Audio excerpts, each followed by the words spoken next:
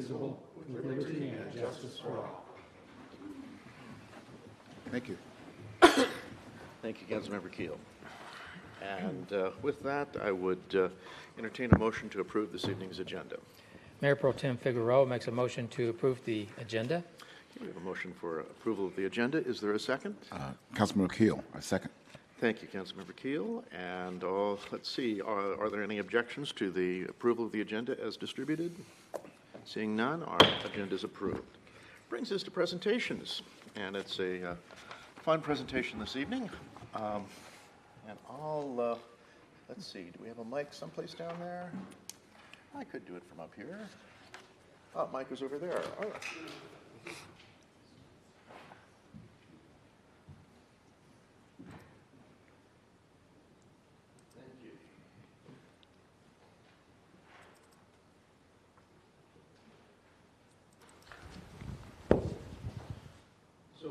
This evening's presentation is in regards to the American Red Cross, and I would like to invite our representatives from the Red Cross to join me here. So, thank you, Mr. Leach. Pleasure to have you. Thank you, Mrs. Hammond. Great to have you as well. I'd like to present this proclamation to you. Whereas during the American Red Cross Month in March, we celebrate the humanitarian spirit of University Place and reaffirm our commitment to help ensure no one faces a crisis alone. And whereas caring for one another is at the heart of our community and exemplified by the people of University Place, whose simple acts of kindness through the Red Cross provide help and hope in people's most difficult moments. Continuing to the life-saving legacy of Clara Barton, who founded the organization more than 140 years ago to prevent and alleviate human suffering. And whereas every day these ordinary individuals lend a helping hand to make an extraordinary difference for their neighbors in need, whether it's providing emergency shelter, food, and comfort for families displaced by fire, other disasters, donating life-saving blood for cancer patients, accident victims, and people with sickle cell disease, and other life-threatening conditions, supporting our military members and veterans along with their families and caregivers through the unique challenges of service, using vital skills like first aid and CPR to help others survive medical emergencies, or delivering international humanitarian aid and reconnecting loved ones separated by crisis around the world. And whereas their support and volunteerism and generous donations are critical to our community's resilience, we hereby recognize this month of March in honor of all those who fulfill Clara Barton's noble words, "You must never think of anything except the need and how to meet it," and ask everyone to join in this commitment.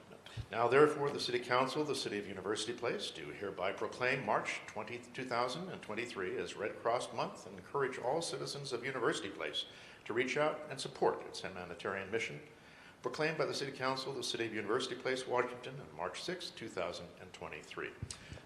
Thank you for being here.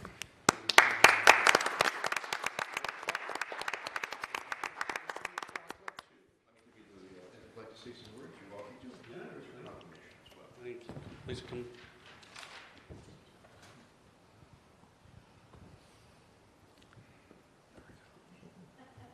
Thank you. Got it? Yeah. Great. Thank you.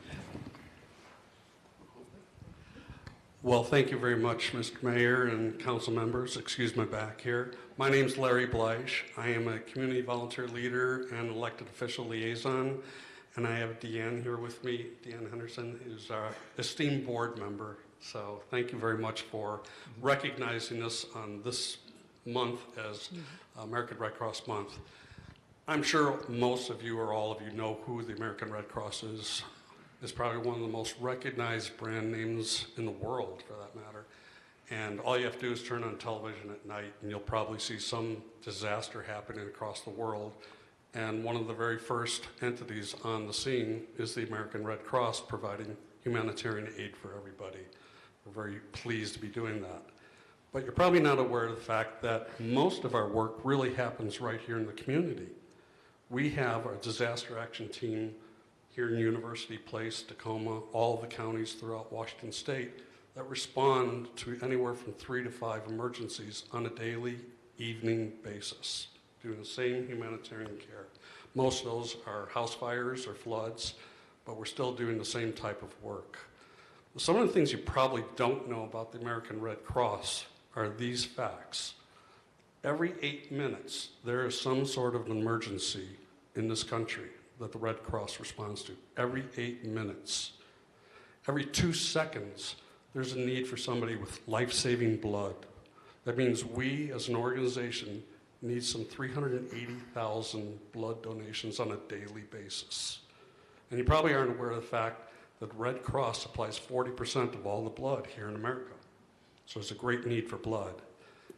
You're probably also not aware of the fact that all those Red Cross people you see on TV and elsewhere, 90% of them are volunteers, like Deanne and myself. We're volunteers. I asked for a raise, I didn't get one. We're volunteers. And finally, you probably didn't know that for every dollar that's donated to the Red Cross, 90 cents of that goes right back into the humanitarian care for people. So it doesn't go pay salaries, it doesn't pay for overhead. It goes back to the people in need. I know that. I've been deployed many times, and I see the work out in the field, and it's extraordinary to see. So if any of you still play Trivial Pursuit, I don't know if it's still going on, someone asks you one of those questions, you have us to thank for giving you those answers just now, all right? Anyway, I'm often asked, how can you help the Red Cross? And there's really 3 ways to do it. One, you can go on our website, www.redcross.org, hit that red button, make your donation. Cash is king, all right?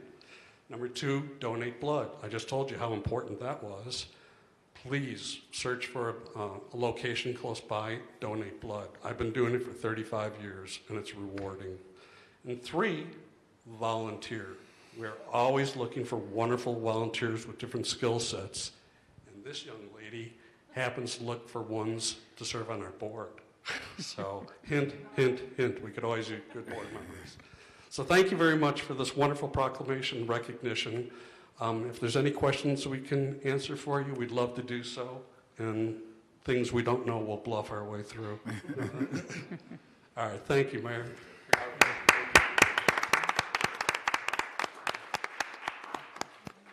Thank you for joining us.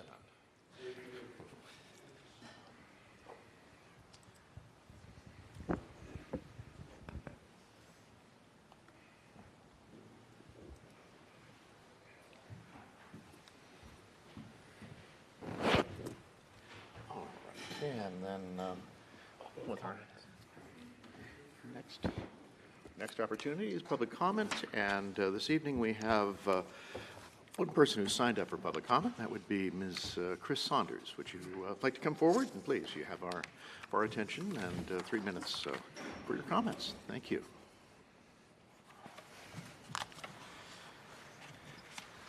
Hi, I'm Chris Saunders, and I live on 40th Street West in University Place. And as you know, I'm the chairman of University Place Parks and Recreation Foundation, and I'm here tonight to begin to launch the fundraiser. So University Place Parks and Recreation Foundation is partnering with Cal Ripken Senior Foundation and the City of University Place. Tonight is the launch of our fundraising campaign for the inclusive playground to be located at Cirque Park in University Place. We are just finishing our marketing material, and you each should have received tonight our case for support in your emails. And let me see, I lost my place here. To be located, while the playground is here in University Place, it's for the kids of University Place and beyond, as we've talked about. Other organizations that are helping us are the Rotary Club of University Place for Chris, First Financial Northwest Bank, University Place School District, Families Unlimited Network, United for University Place. Including the playground equipment, the playground surfacing on the ground, the accommodations for 2 mobility prefab family-style restrooms, and the cost of the site development with the contingency fund, the cost of the playground is $1,053,465. While that's a large number, it is not impossible. And we are very excited about those who have come forward and said, we're ready to help you. We are asking everyone to participate by introducing us to people who you know who could help and contribute, introducing us to organizations who can help and contribute, promote the playground yourselves, and donate. You are all aware that we are on a fairly stringent timeline because we are also going along with a RCO grant that the city has secured from the national parks, I think it is, I'm not quite sure. Anyway, if you have any questions or any suggestions, you can contact me at info@upprf.org. Very good. Well, Ms. Saunders, thank you for sharing this monumental step, and glad to hear the case for support is in place, and we'll look forward to watching those numbers change. Thank you. Excuse me. With that, it's time for us to consider the consent agenda, and is there a motion to approve the consent agenda? Mayor Pro Tem Figueroa makes a motion to approve the consent agenda as proposed. Thank you, Mayor Pro Tem Figueroa. And is there a second? Keel, I second. Thank you, Councilmember Keel. So we have a motion and a second for approval. Any objections to the approval of the consent agenda? Seeing none, the consent agenda is approved as distributed. And that brings us rather quickly in this meeting to the city manager comments and reports. Thank you, Mr. Saad. What would you share? Thank you, Mayor, members of the council. This morning, I sent the council the information on this. The United States Golf Association, otherwise known as USGA, announced that they were awarding the 2027 U.S. Junior Amateur Championship to Chambers Bay. And that is very, very exciting. That championship was established in 1948, and it has had champions, names that we would all recognize. Johnny Miller, Tiger Woods, Jordan Spieth, there was others. The unique thing about the cool thing about the U.S. Junior Amateur Championship is that the champion who wins that tournament will earn an exemption into the following year's U.S. Open. In addition, but that's not all, they also announced this morning that they were awarding Chambers Bay the 2033 U.S. Amateur Championship. And that championship's been going on for much longer time. These two championships will be the 5th and 6th USGA championship hosted by Chambers Bay. And of course, as you remember, last year, the Chambers Bay hosted the U.S. Women's Amateur. In 2022, the U.S. Amateur Four-Ball Championship took place at Chambers Bay. Of course, and then you all remember the 2015 U.S. Open at Chambers Bay, and then finally the first tournament championship held was the 2010 U.S. Amateur. So this was a great day this morning. Great to hear this news. It was a little bit, there was no pre-notification on this, so I'm happy to deliver this news to the council and the community. Thank you. Mr. Sugg, thank you for the good news indeed. So that's great to hear about upcoming championships and new ones for us here in University Place and with the county's Chambers Bay course. Excellent. Thank you for the report. Keep those coming. All right. Well, that brings us to our council reports, and we traditionally start with Mr. Kelsey. Great. Thank you, Mayor. Good evening, everyone. I just want to start my report. Just one thing. As you all know, I've been talking a lot about South Sound 911 and our lack of having a seat on that board. Been talking to a lot of people, staff, South Sound 911 board and staff, and my conversations concluded today with people, not being able to give a real clear answer why we don't have a seat on that board. Here are the facts. Their document says that the two largest groups will have 2 seats on the board, and that's the county and some other city. I think it's Puyallup or somebody like that has 2 seats. But it gets down to the highest, the 5th, 6th, and 7th person, as far as payment, would actually have a rotating spot on 2 of the seats that are there. When you look at what is being paid, the City of University Place pays more money than 2 of the folks that actually have a seat on that board. And so I started inquiring about why don't we have a seat, and a lot of words, one of which said, well, the Pierce County is representing you on that board. And nowhere in their document that shows where Pierce County should represent us. It says the number of money that you pay, that's how you get a seat. And so if they're going purely on that, we should have a rotation in that, because we pay more to Southside 911 than 2 cities that actually have a seat. And then the notion was, well, you don't have your own police department. And I heard that argument today, and I think we shot that down. It's like, how is it that we don't have our own police department? The police that are in our city, we pay for them. And we get that service. It just so happens they have to be members of another agency, but they're still our police. And no one could refute the fact that, we don't have our own police department, because we pay. Everybody else that has their own police department, they're paying for them too, right? And we're paying for ours. So I'm saying all that to say that I am very much interested if you all, my colleagues, would agree with us, and we get staff to write a letter to Southside 911 Board explaining our argument based on the documents that they have as far as how they constitute that board, and we tell them this is what we pay, and reading their documents, we should have our turn on the board, and then just ask them, when is it going to be our turn to have a seat on that board?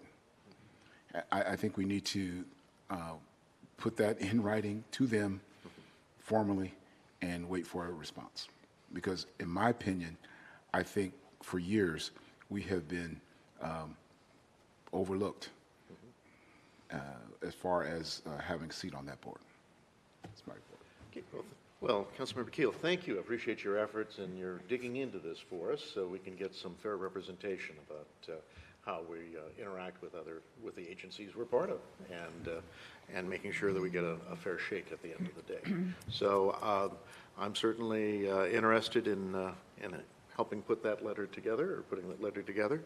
But Council, I'm not sure that we need a formal vote on this, but let me know if you have any objections to that. So with that, I'm going to move on to Councilmember Wood, please. Thank you, Mayor. Just a couple of quick things. First, I'm very excited about the playground and fully supportive. And second, congratulations to Curtis basketball, state champions. Again. Yeah. Again. That's all my comments, Mayor. Thank you. Yep. Thank you. Yeah. All right. And Councilmember McCluskey. Hey, thank you. I ditto Councilmember Wood's comments in both regards, and I have to admit, I was quite taken back on the price tag. But, today's, it's prices, construction, materials, and everything, so I guess that's all part of it. And we'll all work hard in order to make that happen, and because I would be really disappointed if it didn't happen. So we can't allow that to not go forward because of the daunting price tag. We're a better community to do that. We can step up to the plate and be inclusive to everybody that's out there. And I'm excited that it's at Cirque Park for the regional draw and the expansion of the playground, and how that's going to be all integrated with able-bodied people, and I think that's going to be just a wonderful plus for that. So continue the good work. And the other part, I received a letter in my mailbox about the roundabout on Cirque and Alameda, and I would like, hopefully our Public Works can go check on some of the concerns that these citizens had, and to get that roundabout looking a little better than what the description was in the letter, especially now that spring will be coming, the daffodils should be blooming in there, and, to get that looking better than what the letter indicated that it was in that. And I'll conclude all my comments. Thank you. Thank you, Councilmember. Councilmember Fleming. Thank you, Mr. Mayor. Just a few things. Chris, awesome. Actually, I'm not surprised by the price tag for all that's being done, because I believe that came in right at projections, so that's impressive. But I do believe this community will rally and raise the money that we need, and then some. And that's my belief, and I'm sticking to it on that one. Councilmember Keel, I appreciate your delving into the South Sound 911. I was kind of sitting here with my jaw hanging down, because having been part of the preliminary conversations when they were just putting that together, UP was part of that. So how it fell off the radar screen is totally beyond me. So I agree in what you're saying in terms of we need to push that envelope and ensure that the city does have representation on there for multiple reasons. And I really do take offense to whoever said that we don't have our own police force, because we do. And we have our chief, and we have some great officers in that department. So, phooey on them. Actually, I'd say something stronger, but we're on camera. So, that being said, with regards to the roundabout, I know we've got to take a look at what we're doing there. I know several months back, the city manager and I took a tour of that roundabout after someone decided to drive through it.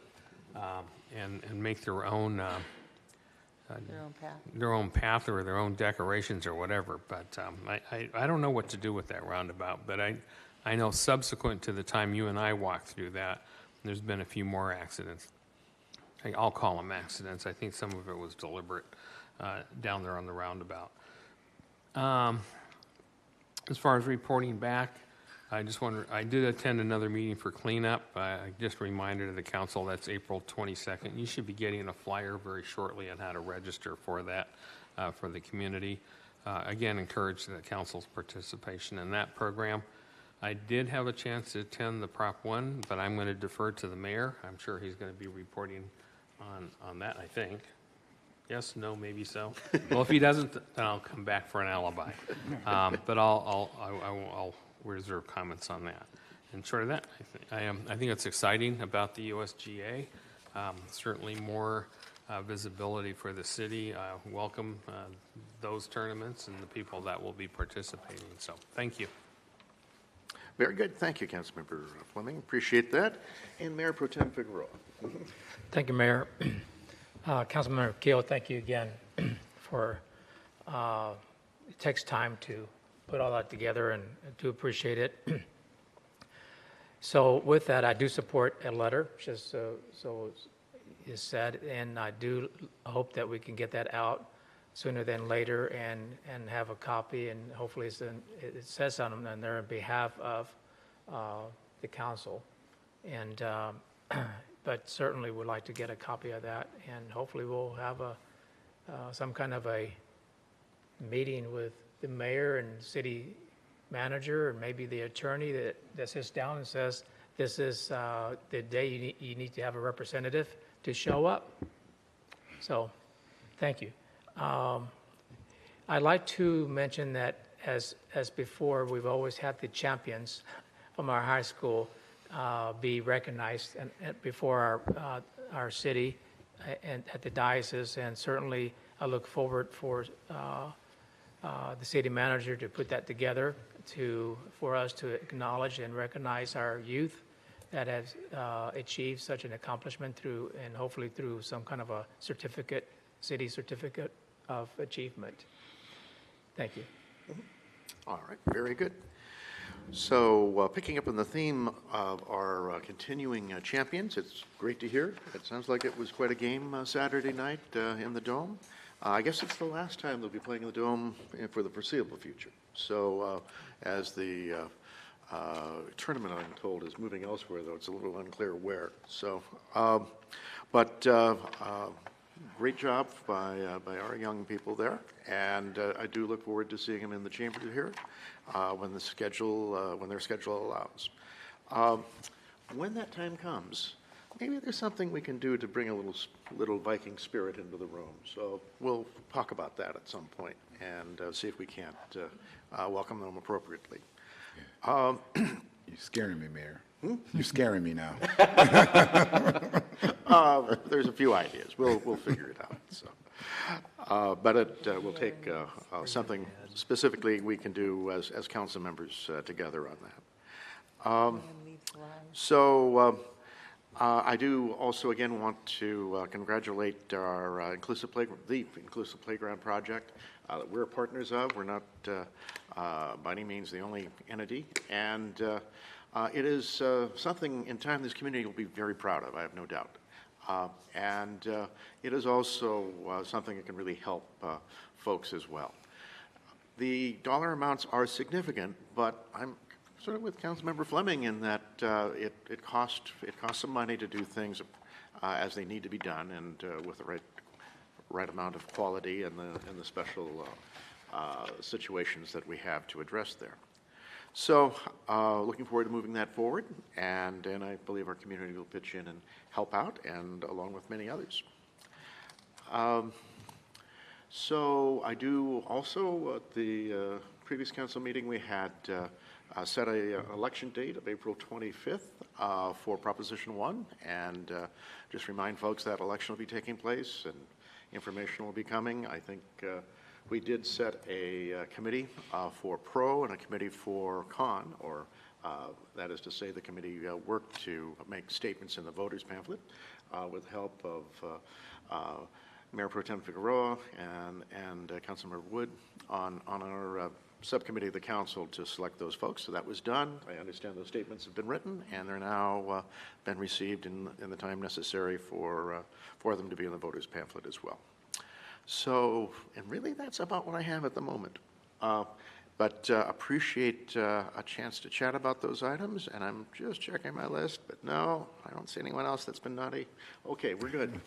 And we'll move forward with the letter, I believe, and we can chat some more with the city manager about that.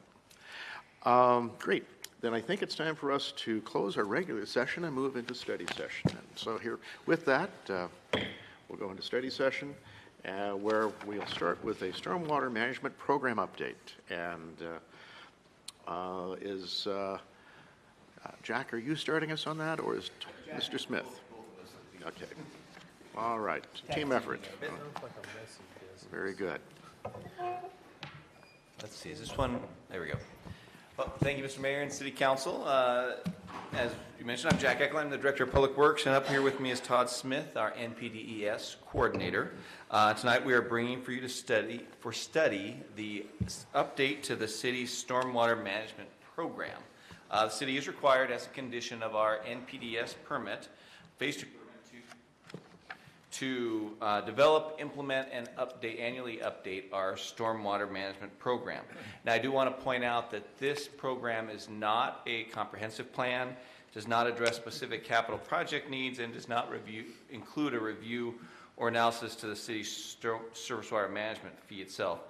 These items are being addressed under the separate stormwater comprehensive plan effort that we plan on bringing back to council later this year for study.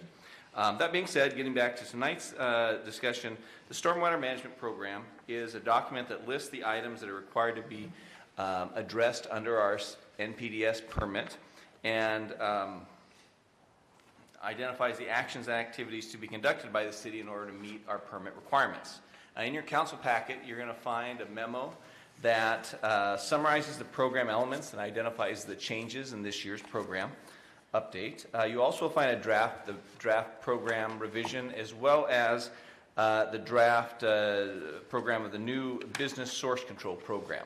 I do want to point out that we have not actually included all of the documents in your council package, which is right now represented by this double-sided stack of documents, which you wouldn't be able to find anything else in your council packet, I think, if we put this in there. However, the stuff that's not included are essentially the reference documents and appendices, and those all can be viewed on our website, and I'd be happy to answer any questions if you guys have any questions on those as well. The plan itself should look familiar, as the changes are relatively minor from years past. These include, we've revised the dates, updated the dates for the public comment period and the council meetings that are being considered, updates to the various milestones. We've checked off the items that were to be done in 2022 and noted the new ones for 23. We've updated a reference to some required GIS mapping hours. We've also performed an update of the stormwater pollution protection plan for the Public Works shop facility. That's basically our operations and procedures for maintaining our equipment and storage stuff down at the shop. We've also had the addition of 2 new documents. One is an operation maintenance stormwater pollution management plan. And that plan essentially just identifies all of our documents, all of our standard operating procedures for our citywide maintenance activities, which in the past has been included in the appendice as just a list, and so this is a more formal document that is a requirement of our permit. And then finally, there is a new document of a business source control program. Now, the most notable of the changes is this business source control program. Stormwater source control, what that means, it's an approach to finding potential pollution sources, basically finding and stopping them before they actually have an opportunity to enter into the stormwater system. Now, the Department of Ecology has determined that implementing a source control program that's targeting local businesses has one of the biggest impacts for positive benefits to our receiving waters around both the city and the state. Now, I'm going to turn it over to Todd to give you a little more address specifically what this program means for both University Place as well as our businesses. Good evening. Really, right now, I'm just getting ready to kick the whole thing off. There's about 400 businesses on my list. They're set aside by type of businesses that could create pollution. It's both home office, it's storefront, it's vehicle maintenance, gas stations, restaurants, manufacturing, grocery store, department stores, even some mobile businesses. So the biggest thing about this is it's information, it's education. I really don't want to focus on enforcement with this. I want to go out, I want to meet people, meet businesses. I'm putting together an informational packet right now with a bunch of material to hand out to them to help them understand this all. Most of the storm pollution you're going to have is going to be on the outside of their buildings. It's not a lot of the inside. So it's going to be their loading areas, the gas fueling areas where they store their chemicals. So a lot of it can be done with just some general housekeeping. Could be covering something up with a tarp or making sure they move stuff under storage. So it really is just education and outreach. Getting ready to get that letter out to all the businesses that are on the list. The requirement that they have is 20% a year, which gets you close to your 100% there at 5 years for the permit time. So I think it's going to go pretty quick because they're lumped together in type of business, and so some of these will go pretty quickly. Some of them will take a little more time, but I'm looking forward to getting out there. And part of it is exciting. Part of it is I've started a dumpster outreach program a few years back, and working with UP Refuse, they're going to help me make sure that all businesses get these stickers on their dumpsters. There's a big pollution amount that comes out of dumpsters, whether it's rainwater getting inside because the lids aren't closed, or lids being left open and the litter getting out. So it's a program I've been working on a pilot program for a couple years with just small number of businesses, and it's showing to work. And so it's a perfect opportunity when I get to go out and meet all these businesses to get this program going. So if that's really what the program comes down to. So if you have any questions, great. And then just finally, I just want to invite the public watching tonight that they can view the draft 2023 Stormwater Management Plan on our website. And if anyone wishing to provide comments can contact Todd directly, either at his email at tsmith@cityofUP.com or by phone at 253-460-5432. The public comment period is open through March 20th.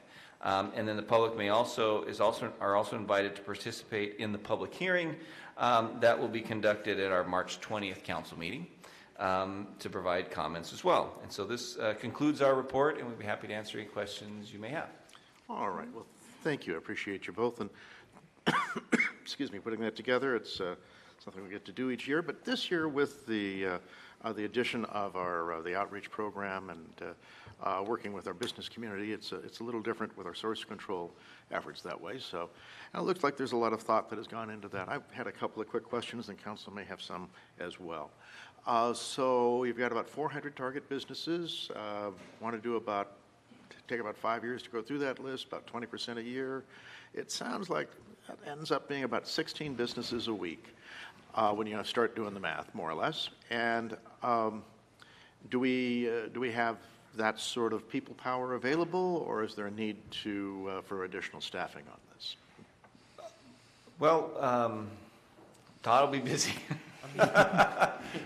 Todd, and we also have in our engineering staff, our engineering technician also can help fill some of that. So we believe we have, at least for this initial outreach, the staffing in hand to be able to So, all right, very good. And sounds like a rather light touch with the businesses and helping them understand what you think you're going to see in those inspections. Oh, and one other thing, is there an inspection fee? There's not a fee associated with it. And then there may be, after we do the initial assessments, if we're seeing problems in compliance, there are enforcement provisions in our code. As Todd mentioned, we're not envisioning hitting a heavy enforcement hand this first year. If it becomes a problem and we have repeat offender type of things, there may be some fees associated with that. But this initial year, we don't anticipate any. Okay. And, well, thank you. I'm sure Council has some other questions. Council, I happen to notice Councilmember Fleming first, or? I'll be quick. Oh, please. Thank you, Mr. Mayor. And thank you, Jack, for the report. I just trying to remember in my head on the MPDES updates that you do. Does that also include the survey that we have to do periodically on water that runs directly into the sound? It's part of our education and outreach elements of the program. I don't know, how often do we do the survey? Every 5 years? I think it's our survey. We have to, with every permit cycle, we do a bunch of education materials, and then we typically have a beginning survey near the beginning of the permit, and then we have an ending one near the end to then see what it's been doing with our target audience. So I think March of 24 is when we would anticipate. So there's a separate MPDES, because I recall one time we were looking at runoff into the Leech Creek and other runoffs that empty directly into the sound. It's all covered in the same permit. Okay. Yep. So we'll survey that and see what we've got, because I know we found quite a bit of pollution at one time coming off of Leech Creek. But okay, thank you. Very good. Councilmember McCluskey, followed by Mayor Pro Tem Figueroa. Okay, thank you. Also, the solid waste management program, a few years back, they were talking about going to businesses in regards to their dumpsters in the back. So you may want to reach out to them, and they may be able to help you or give you some insight on some of the things they're doing a lot, as well as the UP Refuge. I think those are good resources to use. But you're not going to go to any home businesses at this I will- point? If they meet based upon their business license, meets a certain code that they had to fill out, that says that their business type is.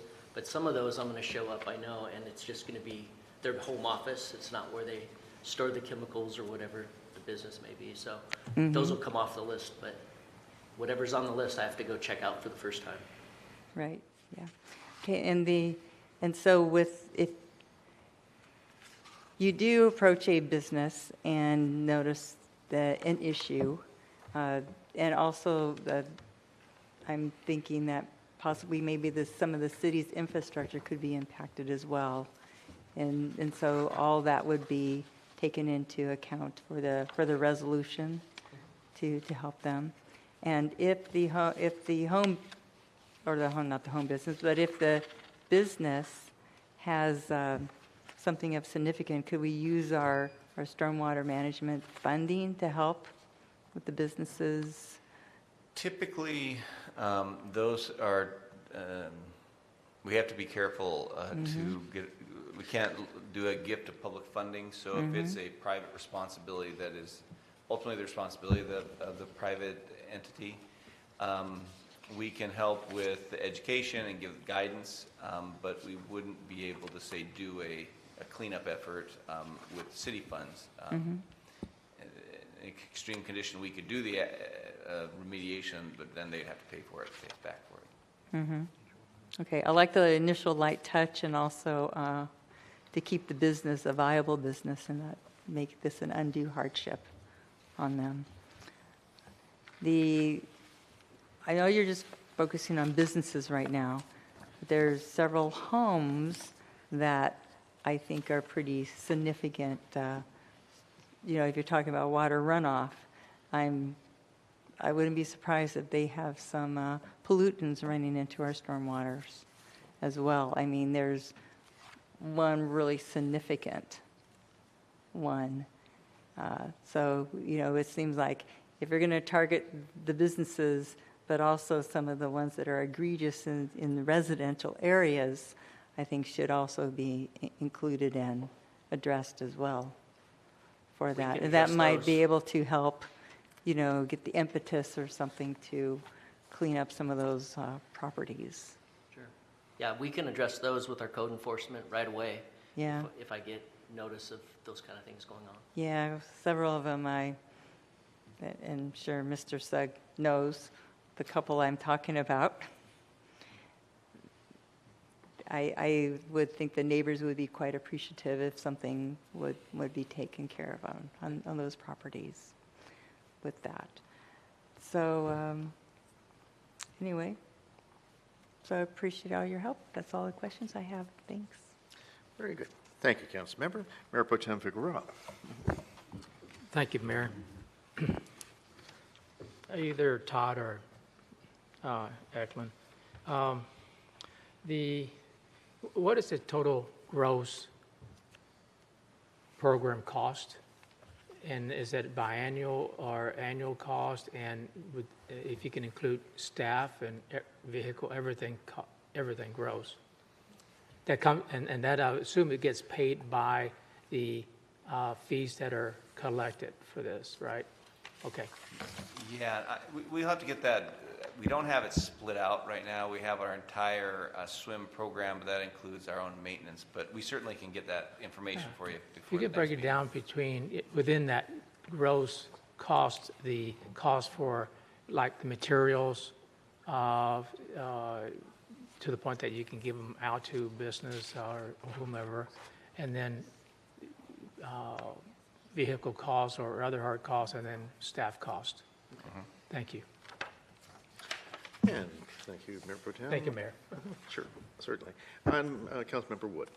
Thank you, Mayor. So just a quick question. You're describing visiting the businesses. I assume that is different than what you describe as the illicit discharge detection and elimination. Could you just give me a thumbnail sketch of what that program looks like? What do you guys do? It says it meets requirements, but I'm just curious what it actually is. So the difference, source control is a lot of it is based on education and saying this is what you have to do to prevent it from getting into the system.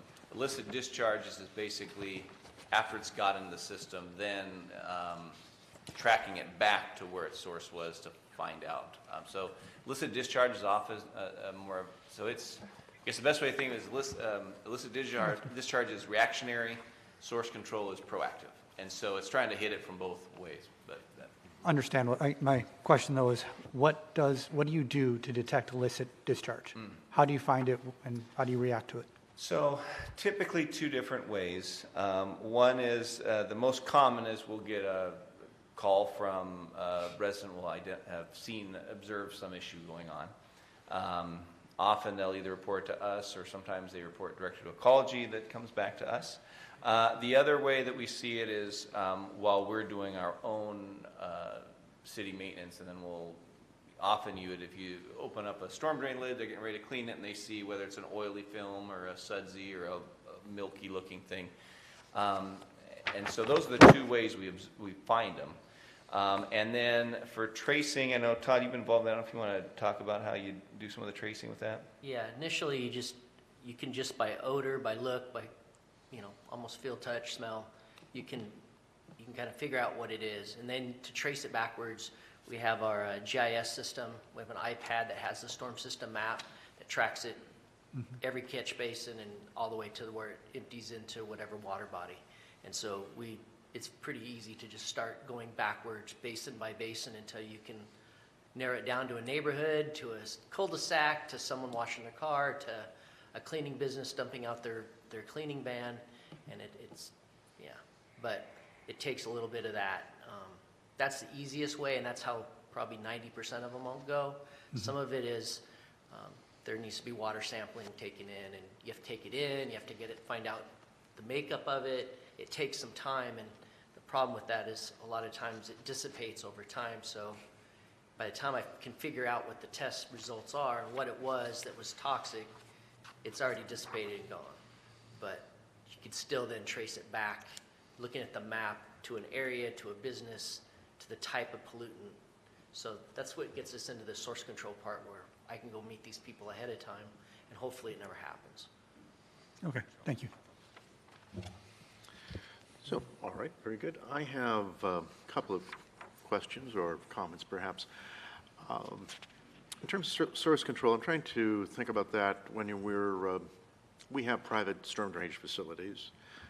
Periodically, they take inspection, and I'm not sure we're on a regular schedule. Some jurisdictions, there's a regular routine schedule and such. I'm thinking of those experiences, and I've been in situations before where the first couple of inspections, those are gratis. Those are, first you've got a problem, can you see if you can work on it? Didn't quite solve the problem, can you work on it some more? But then come the fifth inspection, you need to get a little more attention. Now that's with storm drainage facilities as opposed to source control. That might be a little more about the random event of someone dumping into a catch basin. So, yeah, okay. If we have, I guess we're not likely to have specific point source reoccurring issues, or does that come up quite a bit? We hope not. We hope the education, and that's the whole theory that Ecology has, is if you do the education and it's as simple as, getting the business to shut their dumpster lid and so forth, yeah. That the education will be, get us 9/10 of the way there. So there's a possibility if you have a bad actor that you could have some folks, but the nice thing is this has been in it's not the most exciting thing to think about as stormwater, but it is people are more aware of it now. It's you don't have the horror stories of the guy changing his oil and dumping it down the drain anymore, right? People know they're not supposed to. So typically, I know when Todd's had some outreach in the past, people have been very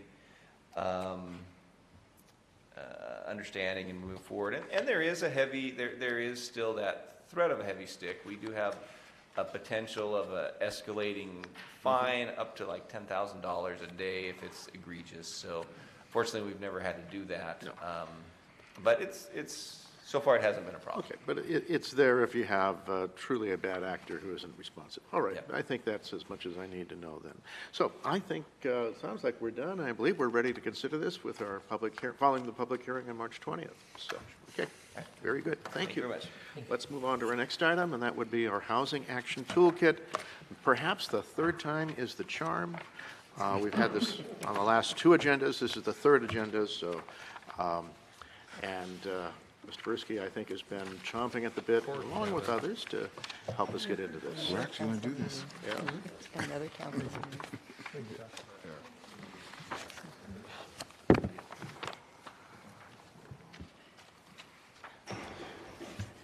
So, Good evening, Mayor and City Council. Kevin Brisky with the Community and Economic Development Department. Here this evening with Kenneth George, who's a senior planner in the Community and Economic Development Department and also helped shepherd most of these proposed changes through the Planning Commission that we're going to talk about tonight. So, Housing Action Toolkit, as you remember, back in June 21st of 2021, the Council adopted a Resolution 955, which essentially passed or adopted the Housing Action Toolkit that has recommendations within the Housing Action Toolkit relating to encourage construction of additional affordable and market rate housing in a greater variety of housing types. The Housing Action Toolkit was kind of broken into three strategies.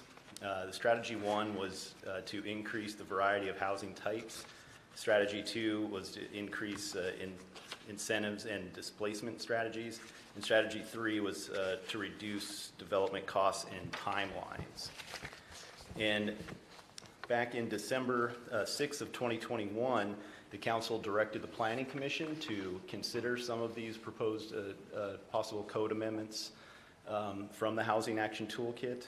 And through a good portion of last year, the Planning Commission met on numerous occasions to consider some of these proposed changes, and back in November held a public hearing and made a recommendation for proposed changes that we're now taking forward to the City Council.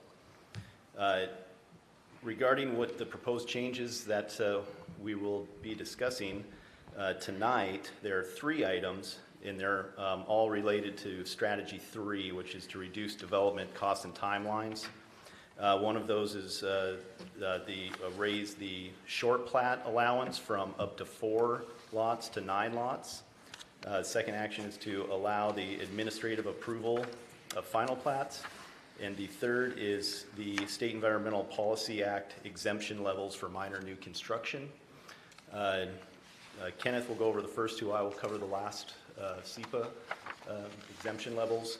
The final recommendation from the Planning Commission was relating to accessory dwelling units. We would be bringing that back at a future meeting. I'll now turn it over to Kenneth to talk about short plats. Yes, thank you very much. Again, this is Kenneth George, Senior Planner for the Community and Economic Development Department. So that was a good introduction, great introduction by Director Brisky. I did want to say that I've been with the city for a little over a year now, and so I'm excited to finally bring forward the work that we've been doing over the last year with the Planning Commission. As Director Brisky mentioned, I'm going to talk about the short plats and final plats. If you're following along in your staff report, this would be starting on page 2. Action item number 1, raising short plats from 4 to 9. For a bit of history and background, the subdivision of land into separate lots, it's governed by the state legislation and in the revised Code of Washington, which is also adopted by the University Place Municipal Code. The state defines the short subdivisions as 4 lots up to and allows up to 9 lots to be subdivided as a short subdivision. There are, if you're not familiar with subdivisions, whenever anyone wants to subdivide a piece of land, there are 2 ways to process that application. The first would be in more of a traditional sense of just a subdivision of land, and some older terms used to call it a long plat, and that would be anything that was currently codified in our code, would be anything that is 5 lots or more would be the process that an applicant would go through would be a full subdivision. There is a simpler process that is allowed through, which is called a short plat or a short subdivision. The terminology between subdivision and plat is, I'll probably end up using it interchangeably, but the subdivision is actual dividing of the land, and when we reference like a short plat or a long plat or something like that, the plat is the map that it's drawn on, and that gets recorded with the county. But it ends up being fairly interchangeable. So the University Place currently defines in our definitions for plats as a short plat of 4 lots, of up to 4 lots. So for anything that beyond that is 5 lots or more. So one thing that's really important to note is that the application process in itself, it's just 2 different processes. It doesn't change any of the zoning requirements that are applicable to a short plat or a subdivision. It's just in terms of the process. So all of the density is the same for both. All of the minimum lot sizes and setbacks, transportation, and all those requirements are all the same. It's just dictated by how many lots. So somebody could have 2 acres and just want to subdivide that into 1 acre each. That's a short plat. But then if they had 2 acres, that's still enough probably for more lots. And so if they wanted to subdivide that even further, or take those 2 1-acre lots, subdivide those further, if those end up exceeding the threshold currently codified in our code of 5 lots or more, then that would be processed as a subdivision. And if it's anything 4 lots or less, it's processed as a short plat. So it's intended to be a little bit of a simpler process. There are some really big differences between those 2, which I'll go over next. The short subdivision is an administrative decision that is reviewed by the Community and Economic Development Department. It's signed by the director, and once it's approved and gone through all the review process, then it's the map that gets recorded just gets recorded. Those lots can now be built on or sold. It's administrative, so it's just reviewed by the department. The subdivision process, that actually will go through a hearing examiner, public hearing process. And so that adds a little bit of extra time. That actually adds a little bit of extra cost as well to the hearing examiner. There's the process of scheduling that. There's noticing requirements for both, but there's sometimes even a longer timeline associated with the subdivision. After that subdivision approval process for anything 5 or more currently is called a preliminary plat. And so once they get preliminary plat approval, then they have to go through another process called final plat approval, and that's an additional process and additional timing for all that. So the short subdivision process is intended to be a lot simpler. The requirements are all still the same, but the process and the cost is a little bit different. I'm going to refer to my notes here. The initial application fee for a preliminary plat is $16,441. For just the application fee, plats also trigger the State Environmental Policy Act, or SEPA review, with a processing fee of $1,440. This is all in the staff report as well, too. The final plat process as well that I would have to go through after that initial preliminary plat approval is $7,943 plus $39 per lot that's associated. For a subdivision, it could be 5 lots or more, but that can go up to 10, 20, 30, 300 lots if we had the space for it in UP, which we don't. The total application processing, as an example, for just a 5-lot subdivision right now would cost an applicant just over $26,000, versus a short subdivision of 4 lots or less is currently only $7,221. So the cost savings, I've calculated that in this example, cost savings to an applicant would be $18,000. It's $18,798. The adoption of the proposed amendments to change the definition of short subdivision from 4 lots up to 9 lots, and it would end at 9 lots. Anything beyond that would trigger the subdivision. Excuse me, Mr. George, I think Councilmember Keel has a question. Is it all right to ask that now? Great, thank you. Thank you for your, I'm hanging on, I'm trying to follow. But one thing that I want some clarification. So if we call something a short plat, or if we did subdivision, you're saying that those are two interchangeable. Is it possible I could take the same piece of land and call it, if it was called a short plat, and I'd have to go through the long way, I could take that same piece of land and call it, and subdivide it, and then take the short way through? Is that what I'm hearing? If you have enough, yeah, it's all dependent on the lots. So if you have enough land, you can have 10 acres of land as an extreme example. And if you just subdivided the land into 2 lots or 3 lots or 4 lots, as currently codified in the code, it would be processed as a short plat. As somebody brought that to us, that's plenty of land to go beyond that, but if they chose not to, it would still just be processed as a short plat. They can, if they wanted to go anything beyond that, 4 lots, 5 lots, or anything more, then it automatically gets processed as a subdivision, goes through the public hearing process to get preliminary plat approval. And all the review components in the zoning code and traffic and stormwater management and everything, that's all still the same. That all gets factored in depending on no matter how many lots. For both processes? For both process, yes. Okay. So I mean, I guess if I could explain it pretty dang well, but if you had, we have 9,000 square foot minimum lots is our minimum lot size for our R1 zone. If you had enough land to subdivide that into 8 lots, that's all you have. That's all you get. Mm-hmm. We're just talking about how the process it is to get to that point. And the short plat process is a quicker process overall because it's more of a one-step process, and state law now allows us to increase that up to being able to do that up to 9 lots. Mm-hmm. Yeah. But what we're changing here wouldn't mean that all of a sudden you could do more, density or anything than what's currently allowed. Yeah, okay.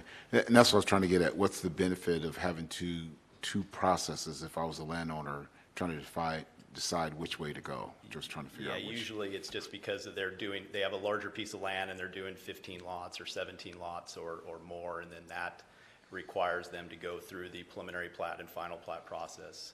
State law only allows us to go up to 9 lots with a short plat process. Gotcha. Thank you, Mayor. Certainly. Okay, please, Mr. George, continue. Question. Oh, I'm sorry. Councilmember Fleming. Thank you, Mr. Mayor. My head is swimming with plats, and I think I may be asking the same question as Councilmember Keel, but maybe a little different, just so I can get this in my head. So keeping it simple, theoretically, I have 1 acre of land, and I want to subdivide it. Right now, I can do it into 4 lots, but under this rule, I could subdivide it to 9 lots? For short plat process. No. No, okay, so where are we going awry? Keep going, or I can keep going. Yeah, I can, going awry on the understanding. So yeah, if you have enough land, so an acre, 4 dwelling units an acre, 9,000 square foot minimum lots is kind of where we're at. So if you have an acre, the most you're going to be able to really do is 4. And that doesn't matter what process you use. So the amount of land determines how many lots you're going to get. Okay. And that's not changing at all with what we're proposing here. What we're proposing to change is just the process for potential subdivisions of up to 9 lots. So Stan, if I may. I think I got that now. How many parcels or properties in University Place does this affect? Thanks. I don't think I have an exact number. We did that a little bit of a study with the Planning Commission, and it's not very many. I don't know how, like, an exact parcel number, but it's actually not a whole lot. Most of the property that could potentially have enough land to go, beyond, are encumbered by wetlands or or streams. And so there's quite a few that have critical areas associated with it that get factored into what's allowed density-wise, regardless of a short plat or a full plat. So yeah, that's what I could say. It's not very many. It's probably not. We just recently had an example of one that is a 9-lot subdivision off of Chambers Creek Road. Is that the Giske property? Giske property. Did the preliminary plat hearing a year ago for that. With the proposed change of this, because they were doing 9 lots, same public street would be required, same configuration of all the lots would be the same. We would just have been, they would be saving probably 6 months in total review time, because you're taking one step out of their process of having to go to the public hearing with those notices. You still have to do a mailing notice to the neighbors for the subdivision, so there still is an opportunity for public comment no matter what. You just don't have to go to the public hearing and have the hearing examiner make the decision and then come back again with another permit application for the final plat. So it probably saves 6 months worth of time on developments like that, plus the $18,000 roughly in the permit fees. But that's the size of lot of an example of one that this would fall in, which there's probably some out there, but we're not talking thousands of lots. We're probably talking, less than 50 easily, probably in the 30 to 50 range. Okay. Thank you very much. We're going to take some more questions. Councilmember Wood. Since we're on a roll here, thank you, Mayor. Just a quick question. While you were talking, this came to me.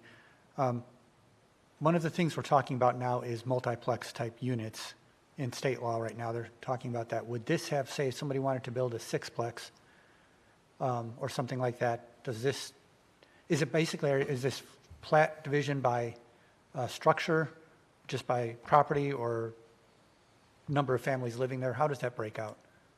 Do you follow my question? I know I'm not asking it very clearly. Yeah, this is land, Just strictly subdivision, land. just the land. Okay. Thank you. Certainly. And then Mayor Pro Tem Figueroa. Thank you, Mayor. I wasn't going to ask anything to this comment, and that is, I think that the comment, and not to put words in your mouth, was, to me, simplified. The new bill for a house in, what is it, 1620? Or, no, 1110? Or I think it's 1110. 1110, which you're familiar with, right, Kevin? How does that apply to this particular scenario? Because it does change what they can put on there. I guess it wouldn't, because the process is still the same, right? Correct. Okay, that's where I'm getting to. Good. So even though there may be more to that, but procedurally, they're still going to go through what they're going to need to go through, except that this is making it a little bit less cumbersome because of the time and monies, the fees. Okay, thank you. Thank you, Mayor. All right. Good. Well, let's continue on. I know we have some more ground, but we'll have some more questions with it. So, Yes, Nope. we will.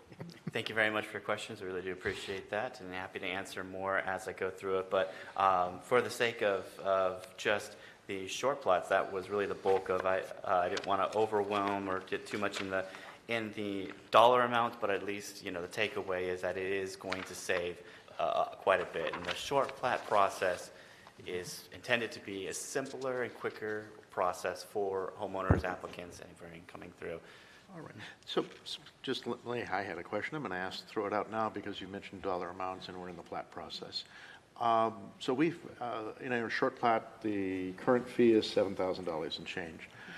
Sometimes jurisdictions will have a flat fee of that nature, but then they'll charge for time, particularly the engineering time, to close lots, to verify calculations and make sure that, everything, that the lots, actually the math works and it is what it says it is. It's not somebody forgot an angle or something. Do we charge for time and any details of this?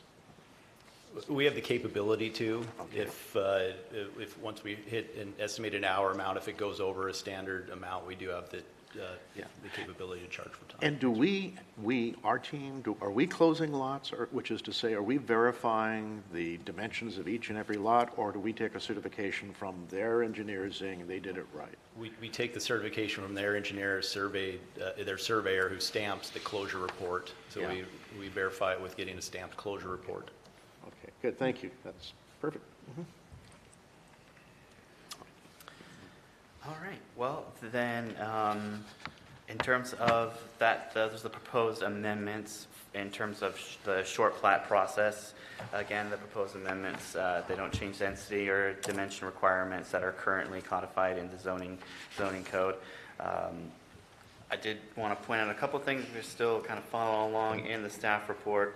I did provide a table that shows other jurisdictions and in our area, Pierce County, and a few neighboring King County ones to kind of show that this has been an available amendment up to 9 lots in state law for quite some time. For as long as I've known, as long as I've been a planner, it's kind of been that way. It's just up to the jurisdictions or up to the staff ability to put staff time into it.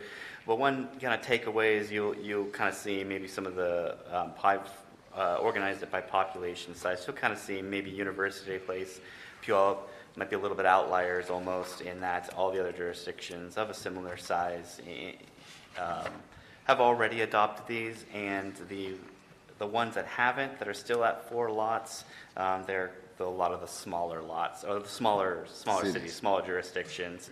And, you know, I haven't dug into each of the ones. I will note that City of Sumner, I believe, is in the process of looking at raising this, as well as under their housing action plan that they've also adopted, and implementing their own housing action plan, just like we are. So there are jurisdictions that probably will be looking at this, and because it's been available, and everyone's looking at ways to help increase the supply of housing and making it a little bit easier for applicants to kind of to make that decision. The last thing to note is that the proposed amendments are fairly straightforward in striking out the number 4 with the 9. So on page 4 of the staff report are the proposed amendments. So for council consideration, that would be the short plats. Amending the short plat definition from 4 lots to 9 lots. Anything, again, that would leave anything 10 lots and up would be processed as a subdivision, a traditional subdivision going to the city's hearing examiner.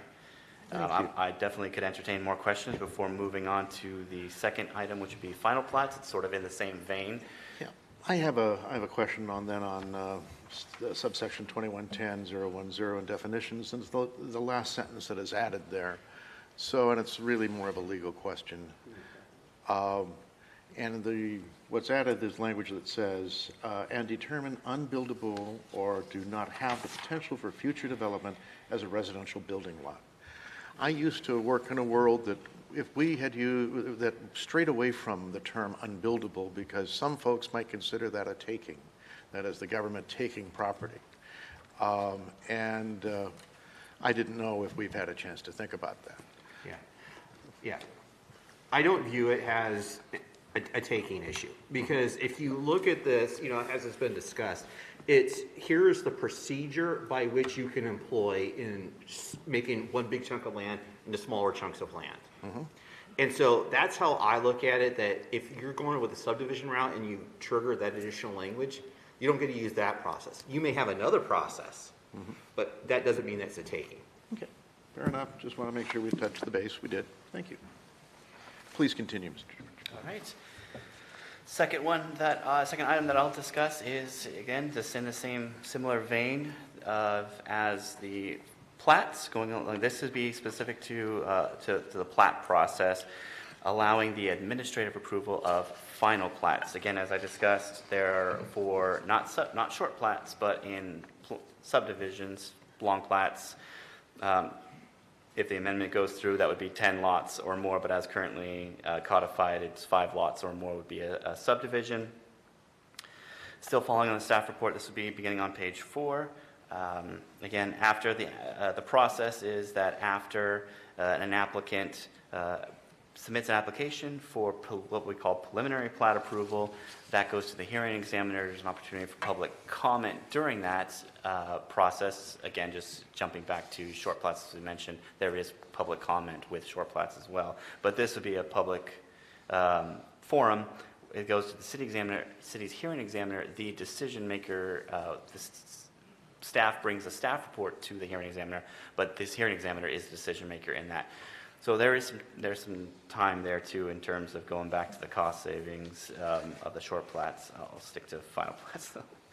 After the applicant completes all conditions of that preliminary plat approval, then such as roads and everything, conditions, open space, critical area protection, there's a lot of conditions that may be applied to that preliminary plat approval. Applicant goes, they build their infrastructure, roads, everything. Then they come back and they request final plat approval. That final plat approval, it gives the city an opportunity to go through and make sure that all the conditions have been met, all the city codes and state codes have been adhered to.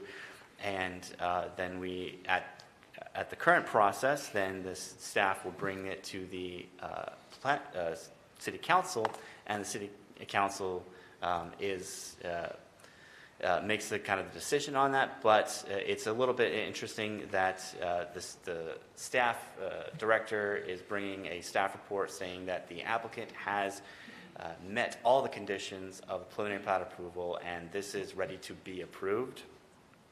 State law now was amended quite some time ago, but state law allows city council back in the day, everything was approved by city council. State law now allows city council to delegate that to to administrative staff. So that's been a change that's been available to us for a while.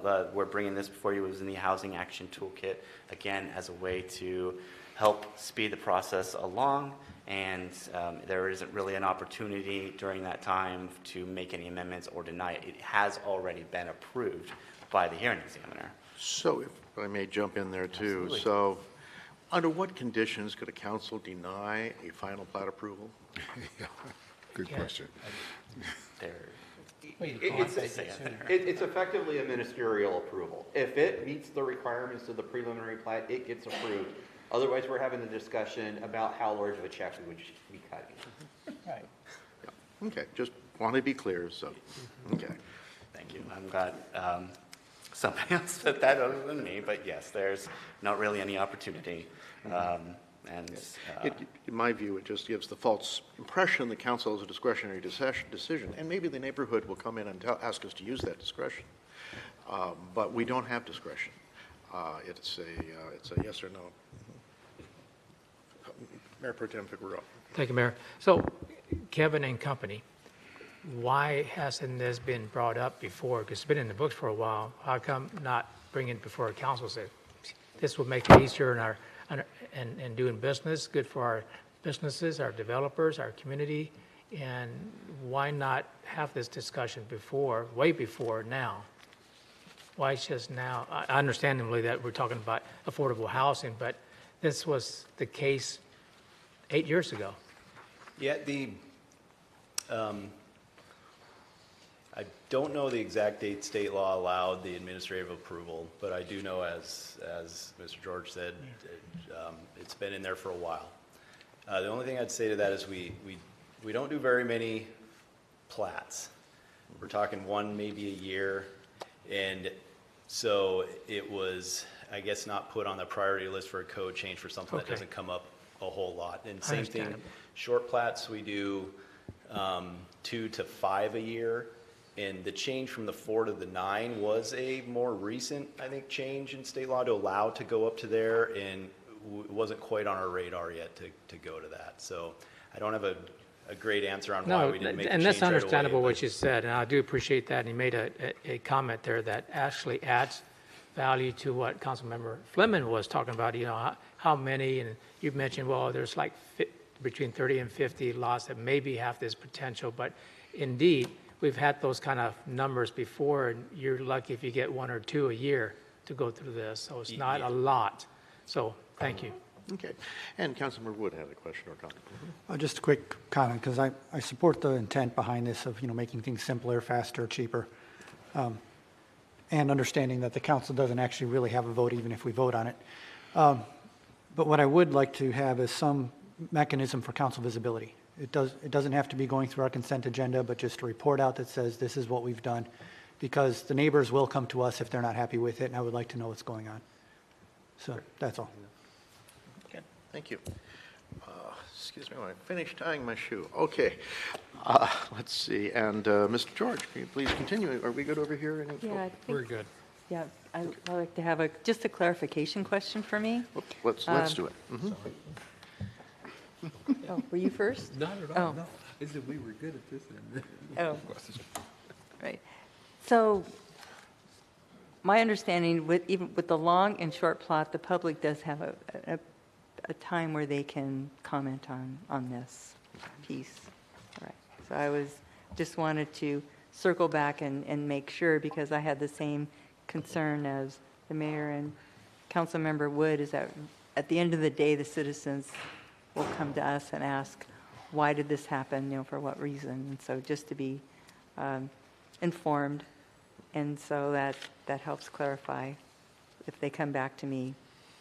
And the process is typically you put up a sign of notification, and then there's a email or a phone number to contact you.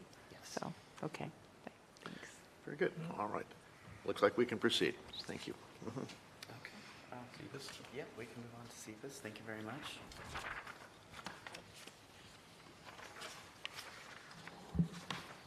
So now I will go over State Environmental Policy Act. Everybody's favorite subject. I love it. The state environment. I mean, I've read that whole manual 3 times.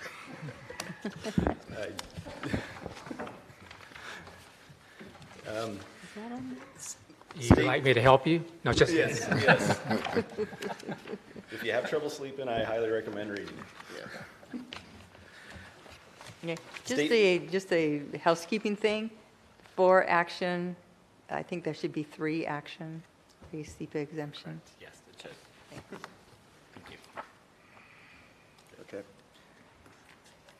State Environmental Policy Act, just to kind of touch on a kind of more of a broad overview. The National Environmental Policy Act was passed, I believe, in 1969, and then states followed thereafter, and our State Environmental Policy Act was passed, I believe, in 1971.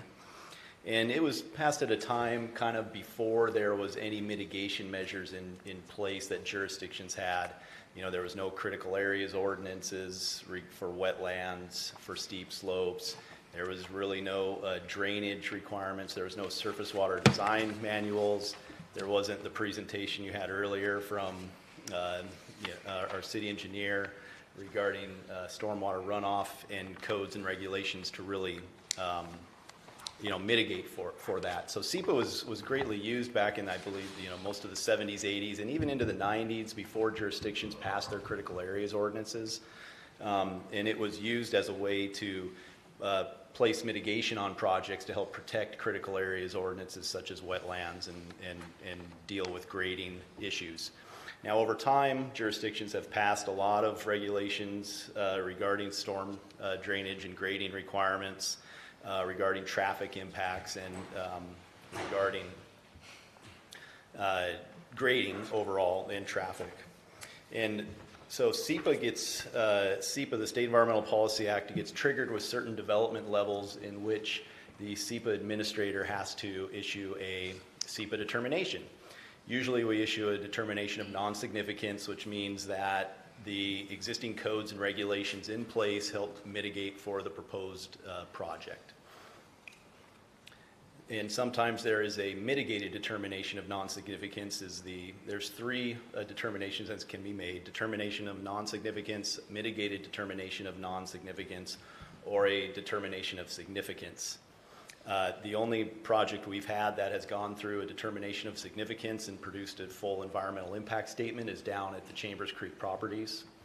And they did that for the overall development with the wastewater treatment plant and whatnot. Within the SEPA state law, there is certain exemption levels on what triggers a SEPA, and they give jurisdictions the ability within those flexible thresholds to raise or set their exemption levels. Currently, our exemption threshold for family, so this would be dwellings within one unit, is 10 dwelling units an acre. The maximum allowed by the state law is 10 dwelling units in one building. So right now, anything under 10 dwelling units in one building would not trigger a SEPA review. Anything over that would. State law allows us to go up to a maximum of 60 dwelling units in one building before triggering SEPA. And the proposal from the Planning Commission is to raise our flexible level up to 30 dwelling units. The second item is regarding commercial square footage and parking spaces. Our current adopted level is just the baseline level that the state allows, which is a commercial square footage of 4,000 square feet with 20 parking stalls. So if you were to build a 3,000 square foot commercial building with 15 stalls, you would not trigger a SEPA review. Anything over that, anything over 4,000 you would. The maximum allowed by state law is all the way up at 30,000 square feet in a commercial building and 90 stalls.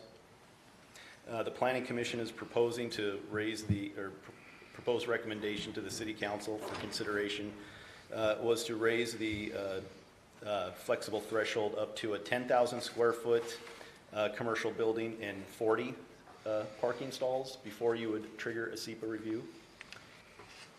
The third and kind of final exemption level is regarding fill and excavation. Right now, our adopted threshold is 250 cubic yards. So any project out there of 250 cubic yards of grading or more triggers us to do a SEPA determination. The maximum allowed under the state flexible threshold is 1,000 cubic yards. Planning Commission's recommendation for the change was up to raising the exemption level up to 750 cubic yards. And kind of taking one step back on all three of those items, as I talked about, we, from a staff's perspective, also feel that there's enough other mitigation measures we have out there through our traffic impact analysis requirements, which is triggered at 20 trips per peak hour. So any project has to do a traffic impact analysis at that when they've triggered 20 peak hour trips. Also, our mitigation that we have available to us through our surface water design manual for any grading impacts and our NPDES permit requirement as well. And then with our other critical areas, mitigation we have for wetland protection, shoreline protection, and so forth. So kind of what this, just kind of put this into some examples, I guess, that might help out. This is another process that by raising these exemption levels, it helps speed up review times for proposals because you take this one layer of this SEPA process out of the overall process for the applicant. They don't have to produce the SEPA checklist, submit it to the city. There's required comment period times with the state. We're required to issue that SEPA determination prior to us being able to issue any other permit, the site development or building permits. So this can save, several months for a smaller type of project. And kind of like I mentioned before, many of the projects we see, especially the one that I was always, there is the grading projects. Sometimes they're small grading projects, even city ones that we want to do in parks that trigger the SEPA and just add time and money, and we issue a determination of non-significance pretty much basically every time because we already have all the mitigation measures in place through our other codes. So kind of to summarize that, we're looking at raising those three exemption levels for the multifamily development within one structure, proposing to raise it from 10 dwelling units to 30. On the commercial developments, raising it from 4,000 square foot to 10,000 square foot with 40 parking spaces before you would trigger a SEPA review, and raising the fill or excavation from 250 cubic yards to 750 cubic yards before you would trigger a SEPA determination. Mm-hmm. Also in Kenneth's staff report, you can see he provided great examples of local jurisdictions, and you see most of them all have some level of threshold that is generally much higher than what we have adopted before they trigger this. And we also did discuss, the last thing for any questions, discussed both of these, all three of these discussed with the city engineer regarding if they, felt regarding traffic impacts or the threshold for grading, if there was any issues they would have in their review. And he was comfortable with all three of the proposed levels. Okay. Thank you. So council, I know we have a couple of questions, and so let's start with Councilmember Wood, going to Mayor Pro Tem Figueroa, and then Councilmember Fleming. Okay, so thank you, Mayor. First, on the second two items, the parking spaces, filler excavation, I got no issues with the proposed changes. They make sense to me. Multifamily, though, I've got a question. You say here baseline of 4 dwelling units. Does that mean we as a city could be as low as 4 dwelling units before and trigger SEPA review? 4 dwelling units in one structure. In one structure, yes. Before it triggers a SEPA. So we could go that low as a city. Right now we're at 10, you said, though, right? Yes. Okay. Here's my question for you, and this is getting a little theoretical, and again, going back to the proposed state law changes that want to be able to put sixplexes up anywhere. If somebody wants to put a sixplex up in our city in a part of our town that does not have sewer but is actually on a septic, is there any control we have as a city right now to say, hey, wait a minute, or is there any assessment? And if there isn't a control, would implementing a SEPA review give us that opportunity to put a control in place? Couple of comments on that. And my comments will be, I guess, a little bit hypothetical since nothing's passed yet at the state level. This is all hypothetical, but this is my reading. A couple of things on the infrastructure requirements. So water, sewer, and whatnot. They have to be able to have access to those to be able to put the number of units that they would want on there. In other words, a sixplex would be required to hook up to sewer if they were within 300 feet of sewer, or if they were further away from that, you'd have to get a septic approval. And getting septic approval for that many units on one lot would be very, very, very difficult, as from my experience, it's hard to even get a duplex onto a septic system. So most likely you would not. So there's already an approval process for septic, doesn't require going to SEPA or anything like that? Yeah. Okay. And my last thought on that is from what I was reading in the proposed ordinance, I believe they were thinking of this and already basically made an exemption for SEPA so that something couldn't be done in that nature. Got it. Thank you. Okay, good. Mayor Pro Tem Figueroa. Thank you, Mayor. Yeah, it would be really hard to do a septic. The cost, not only the septic tank, but also the drain field, I think can be a no-go from the beginning. Anyway, I do have 3 different points, okay, Kevin. The first one, if you can rewind a little bit on your conversation and go back to something, you said something about this state process, SEPA process, that is there, that will give us some kind of protection, meaning from the city level, that something has been done at the state level for SEPA. Did I hear that right? And I'm just wondering, there was a lot of information going on there, but you mentioned the word state, the state. So. Yeah, there is a state review of SEPA if it gets triggered. Oh, if it gets triggered. Okay, thank you. Okay, so that handles that one. The other one would be, what was the methodology to determine 30 versus 40 versus 25? I mean, how did 30 come about, that actual number? Was there a method by which you arrived at that? As well as the same question for the 10,000 square feet. When we actually have a maximum of 30, why not 15 or 20? And same thing with the spaces, why not 45? Especially since you're going for 30 units, which is 50% of 60 dwellings, why not go with 50% of the spaces, 45? So I'm just wondering the methodology behind coming up with those. I'll add a couple of thoughts, and then I think Kenneth will have some thoughts. And it's not an exact science to it. I'll say that. I mean, within the flexible thresholds, we have that window that was provided by the state. We could go all the way to the max or somewhere in between. A couple of them were in between. At least on the 10,000 square feet and 40 parking spaces for the commercial development. The 40 parking spaces we put in there because that's how many you would need for a 10,000 square foot development. So we didn't want to have 20 spaces be our trigger, but then allow a 10,000 square foot commercial building because then they would trigger it on the parking. So we wanted to marry up the parking with the 10,000. And the reason why the 10,000 and not going all the way to the maximum of 30 was the discussion with the city engineer regarding potential traffic mitigation and impacts. He felt that even though we do require a traffic impact analysis, he felt more comfortable having the SEPA tool at a level that was triggered at the 10,000 square feet, and didn't feel as comfortable not having that tool at a commercial building that would be at the 30,000 square feet. That was also kind of the thought process as well for the 60 dwelling units in one structure. That makes sense. Thank you for that. And my last comment would be,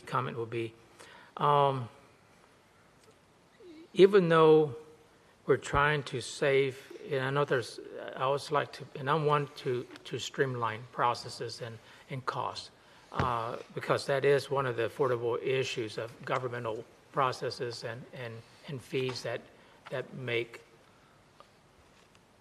housing more expensive. But we do need to make sure that we have some kind of safety points to make sure that we don't fall off the cliff and go back to the Wild West.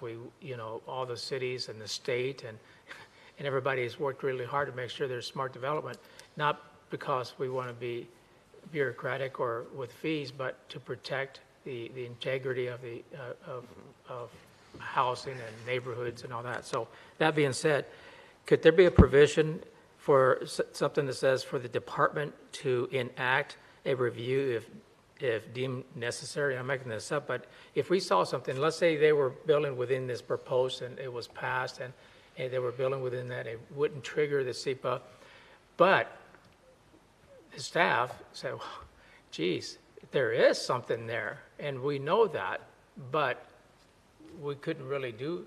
Is there anything that says we can intercede, says you need to do SEPA, or do we need to put something, a provision that says we can? I don't believe there is an allowance that I'm aware of in the state law for SEPAs that allows us to write kind of an overriding. It's either you trigger it based on these thresholds or you don't. Now there's other triggers for SEPA. These are just the flexible thresholds. For instance, conditional use permits generally trigger a SEPA. Things like variances do not trigger SEPA. Preliminary plats always trigger a SEPA, so under the proposed amendment, any subdivision of land with 10 or more would trigger a SEPA review no matter what. So there is other triggers for SEPA for larger scale. I don't believe, I can look into that. We could take a look and see if there is some ability for that, but not to my knowledge offhand. It would be nice to know if we could, if there was some room, should we? I'm not saying we should. I'm not, this is a discussion, study session, but it's something to think about if we have that option. Are you done, Mayor Pro Tem? Yes. Oh, thank you, Mayor. Sure. And Councilmember Fleming is up next. I wanted to jump in here if I may. Do you mind? No, I'll yield. Thank you. Thank you. So it's been so long since I worked on this stuff, but I used to, and there seemed like there was just an overriding provision that if somebody was proposing something that wasn't covered by current environmental regulations, there was an opportunity to run a SEPA on it. But it's been a long time since I read that, and I may have that wrong. It was sort of like it wasn't covered, you could trigger SEPA and find a way to address it. So used to be a relief valve that way. Kevin, I think you said that this could save, the elimination of the SEPA in these cases would save several months the quote I have is several months off a project. Can you quantify that a little bit more? Is that, so you've got a 30-day or 45-day comment period and stuff to write up and things like that? Yeah, so generally, so SEPA is triggered with an action. Somebody can't just bring in the SEPA because they know their proposal will trigger it. It needs to come in with an action, which is usually a site development permit for grading or whatnot, or a building permit that triggers it on a larger scale project. They usually come in together at the same time. Sometimes the building permits can get reviewed pretty quickly on something that's maybe medium size. So maybe you could have a building permit ready to issue for one of these multifamily projects at the 30 dwelling units in 2 months. Well, we can't issue that until the SEPA's been done. But as you mentioned, when we get the SEPA, we have to route that to Department of Commerce, who then routes it internally to their reviewing departments. We get back usually kind of canned responses from those. Usually takes 2 to 3 weeks for those responses to get back. There's the 3 to 5 days from our permit department on getting it together and sending it out to the departments. We have to do our review of that to issue the determination. Once I'm probably getting into too much detail. I apologize if I am. If you get to a clock that says it's X number of days, if this is how I get there, that's fine. Yeah. So and then once we issue the SEPA after another few weeks of review, there is a 2-week comment period. We have to post it in the News Tribune.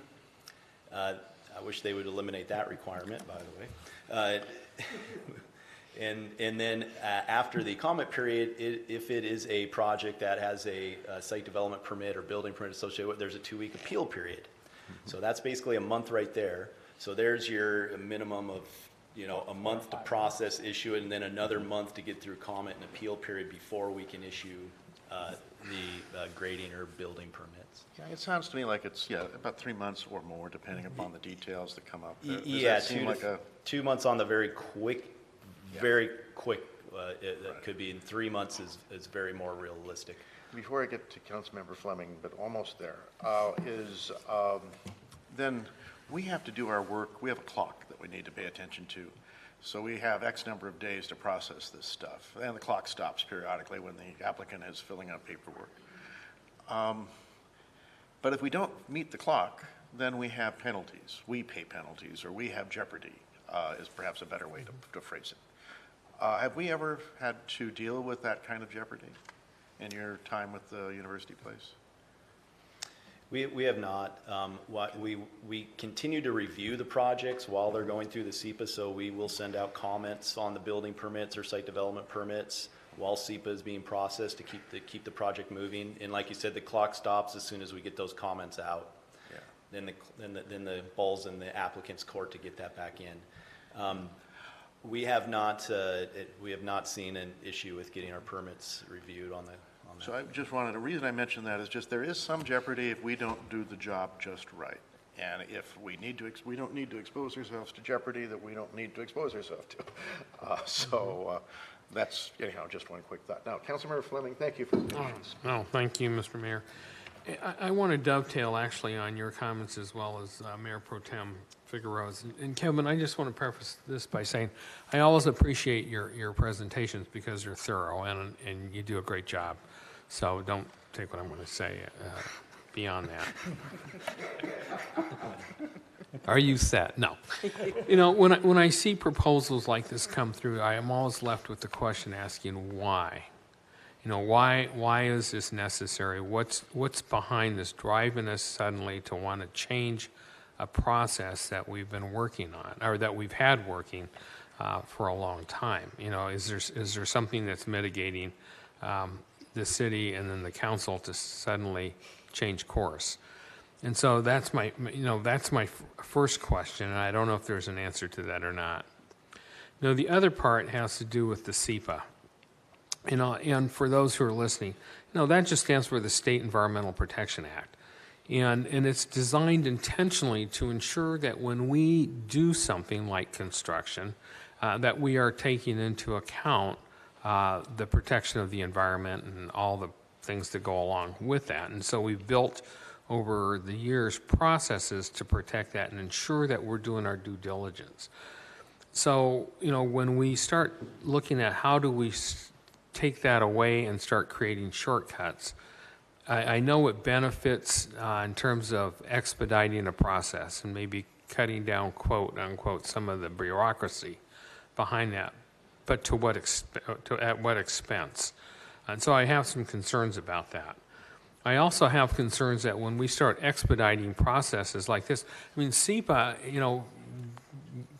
for its pluses and minuses, or good or badness of it, has those gates in there so it gives jurisdictions an opportunity to really look at things that are developing, so you're not having to meet those timelines and missing them because we now condensed that and compressed it, so you're having to speed up the process to ensure that we meet those gates. So when we start to compress this time, I start to get a little concerned that things can happen out there that as a city, we're now left holding the bag after the fact versus being able to be proactive and responsive to it. So, while I hear what's been said tonight, I'm having, and typically I'd be going, yeah, cut the bureaucracy, let's rock and roll. But I'm just, in my head, I'm having that cause to pause and say, is it really necessary? And is this really to the benefit of the city and the people, or is it to the benefit of something else? And I don't know the answer to that one. But I've got the little red flags popping up in my head right now. So with that said, I'm just not sure about this one, for all the reasons I've expounded on, and certainly would look to your response to that to convince me otherwise on there. So take it away. A couple thoughts. Yeah, the condensed timeline, I would just say that it does, the goal of this is to reduce overall timelines for development. This reduces one step out of that, which helps the goal. Now, it doesn't change necessarily our timelines on how long it's taking us to review the building permits and so forth. It helps us be able to issue it more quickly because we're not waiting for the SEPA appeal period to end of that nature. And as you had kind of alluded to, over the years, many mitigations measures have been put in place by jurisdictions. With SEPA being passed in the 70s, it was needed much more back then. There was no critical areas ordinances. There was no stormwater regulations. There was no traffic impact analysis is required. So any project that comes in, whether or not it would trigger SEPA or not, still has to meet all of our mitigating measures we have in place through our stormwater regulations, through our traffic impact analysis requirements, and so forth. And the why now question, it's another thing that we probably process 3 to 5 a year, maybe, SEPAs, maybe a few more some years. Don't quote me exactly on that, but it's not in the 10 to 20 range, 10 at the very most, maybe in a year. And I would have liked to have came forward with some of these a while ago if we would have had some time to do that. It was not high on our priorities to raise these. What kind of bumped this up was the Housing Action Toolkit. And it was one of the recommendations in the Housing Action Toolkit, which the council is aware of, and then the council directed the Planning Commission to look at those, to consider those options in the Housing Action Toolkit, and this was one of them. And this was one that we all, as staff, were kind of like, yes, let's take a look at that one, because I've struggled with the, for instance, that small grading threshold to where very small projects trigger it, and we're kind of battling against it, and they're saying, well, we're really close to that 250, but we're kind of not, and do I have to count? I'm putting it right back in the hole that I'm digging. Do I have to count that? Well, yeah. And so in their small projects that our stormwater regulations easily cover any sort of requirements for them to meet. So that's kind of, I guess, the answer to why now. And I thank you for that, and I appreciate it. You know, when we as a council look at things, it doesn't necessarily always mean we got to take an action on it. It may sometimes just be an education of what are we doing, why are we doing it, how are we doing it. The other piece to this has to do with when you start to compress time and you have to meet those timelines. The other piece that sticks in the back of my head is you've got so much staff to work with right now, and you have timelines you currently work with. By compressing that, that tells me you're going to need more staff to meet those timelines. So if that's the case, how much more staff are we looking at going into the future that we're going to need to keep up with the workload that you have? I was actually looking at this a little bit the other way, that this frees up a little bit of staff time by taking away having to do the SEPA review in the process and the steps that are needed to go through for something that we don't put any additional requirements on. Okay, so less staff. That's what I heard. Less time. I knew I was going to get started with less staff for that. Unfortunately, with some of the other housing bills and measures coming out, we might need more for those. So this might just help offset a little bit of that time, free up some time for those measures. All right, thank you, Kevin. All right, Mayor Pro Tem Figueroa, followed by Councilmember McCluskey, and then Councilmember Keel. Thank you, Mayor. Yeah, I think that with a growing city and with the complexities of other things that arise, that we certainly will know what to do with that extra staff time. I think that's the least of our problems, not, you know, and I think that this will reduce staff time to allow them to work in other areas that is being left undone. My initial, when I raised my hand, was right before Councilmember Fleming talked and you answered, and that was there's so many processes in place that's a check and balance now that wasn't in place before, and I'm beginning to see that now, which is become less concerning now from my previous comments about a provision and all that, because I can see where there's so many other already processes that are triggered that will disclose any issues and problems and be taken care of. So I think this is a very good proposals that I'm seeing. I think that it does definitely reduce time, which is money, and risk and management. Risk management is a huge deal when it becomes when it goes to development, and then less fees, and then we get the benefit of also having staff work on other things, and we're still protected from other processes that will help us just find something that if needs to be found. So I think for what you were, the assignment is the Planning Commission staff have done a very good job, and I hope that this council can bring this forward for passage. Thank you, Mayor. Thank you. Councilmember McCluskey. Okay, thank you. Thank you for the great staff report, both of you. Appreciate that very much. When I initially looked at this, I thought the 30 dwelling units, you know, it could have significant impact in certain areas of our city, and I was quite comforted to a certain degree that our Mr. Jack Eklund indicated that he didn't have any concern with the infrastructure impacting with 30 dwelling units within our city. So I lead towards the experts, which is you guys, and because 30 dwelling units in some neighborhoods, it was kind of raised my eyebrow, going, what? So I'm hoping that that is the case with that. Also, one of the, for our Housing Action Toolkit, it is for housing affordability, and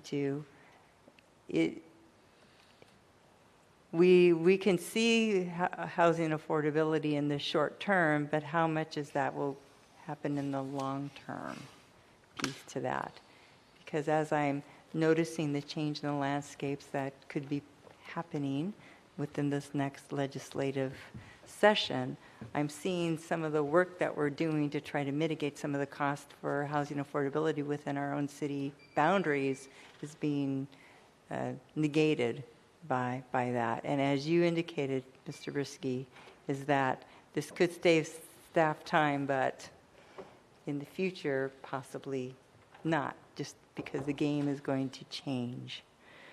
And so with that, I always like to lean towards change that has the benefit of the city, and I think this does with whatever happens with that legislative proposals that are going in the city.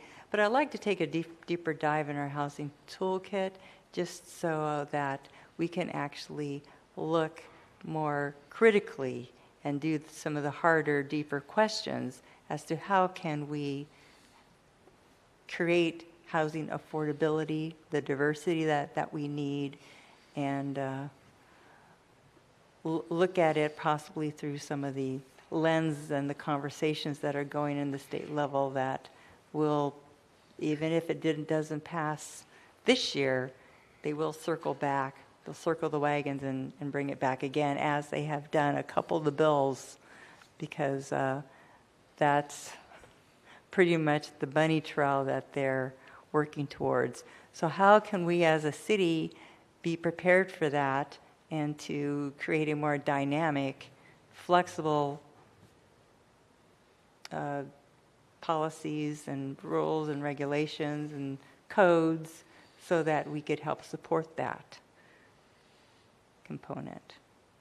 So that's kind of, this is a great start, but I want some more meat to come back.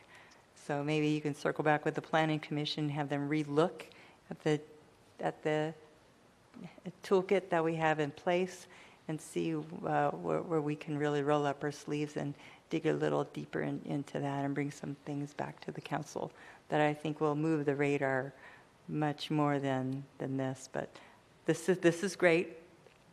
I love this work so far.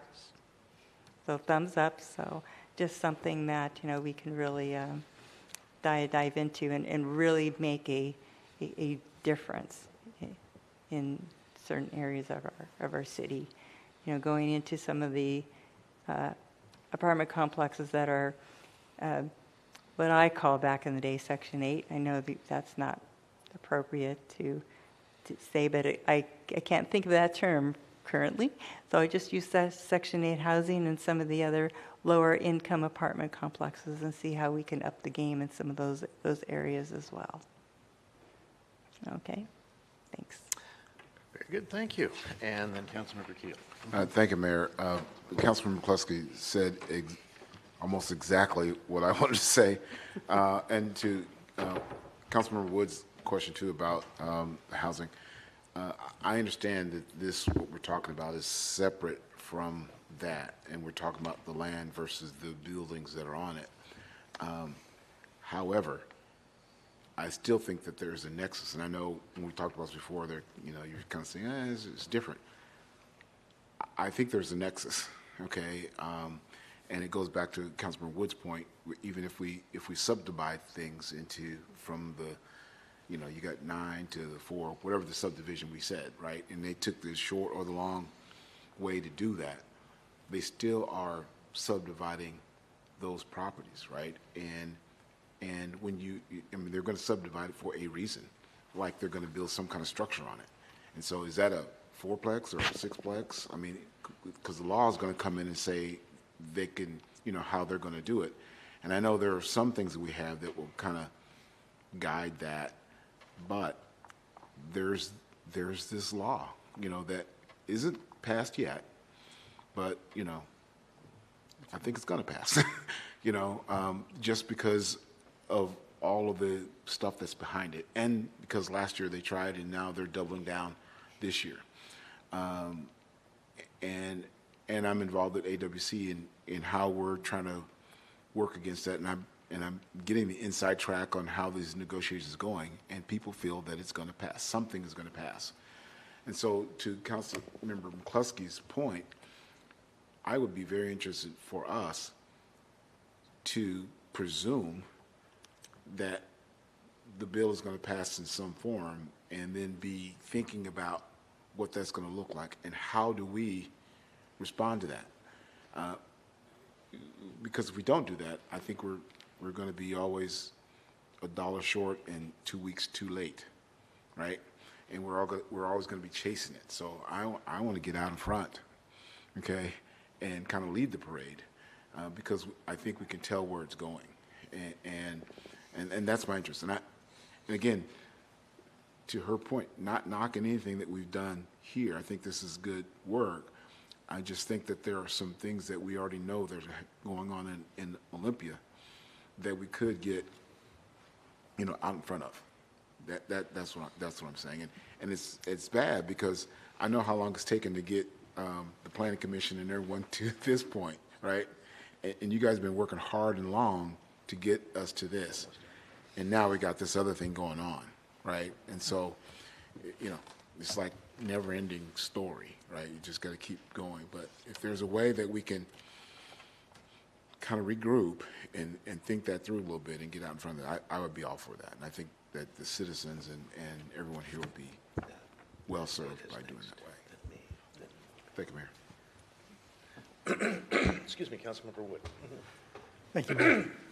So a quick question, because we discussed this in our meeting last week, and then it was brought up again by Councilmember Fleming and others here, that there are already controls in place that cover much of the ground of the SEPA review. And I've taken that at face value, but the question did just come to mind of, is there a gap between what SEPA does and what our current regulations do? Are we going to create a gap that we're not covering or not looking at in a certain area, a certain component?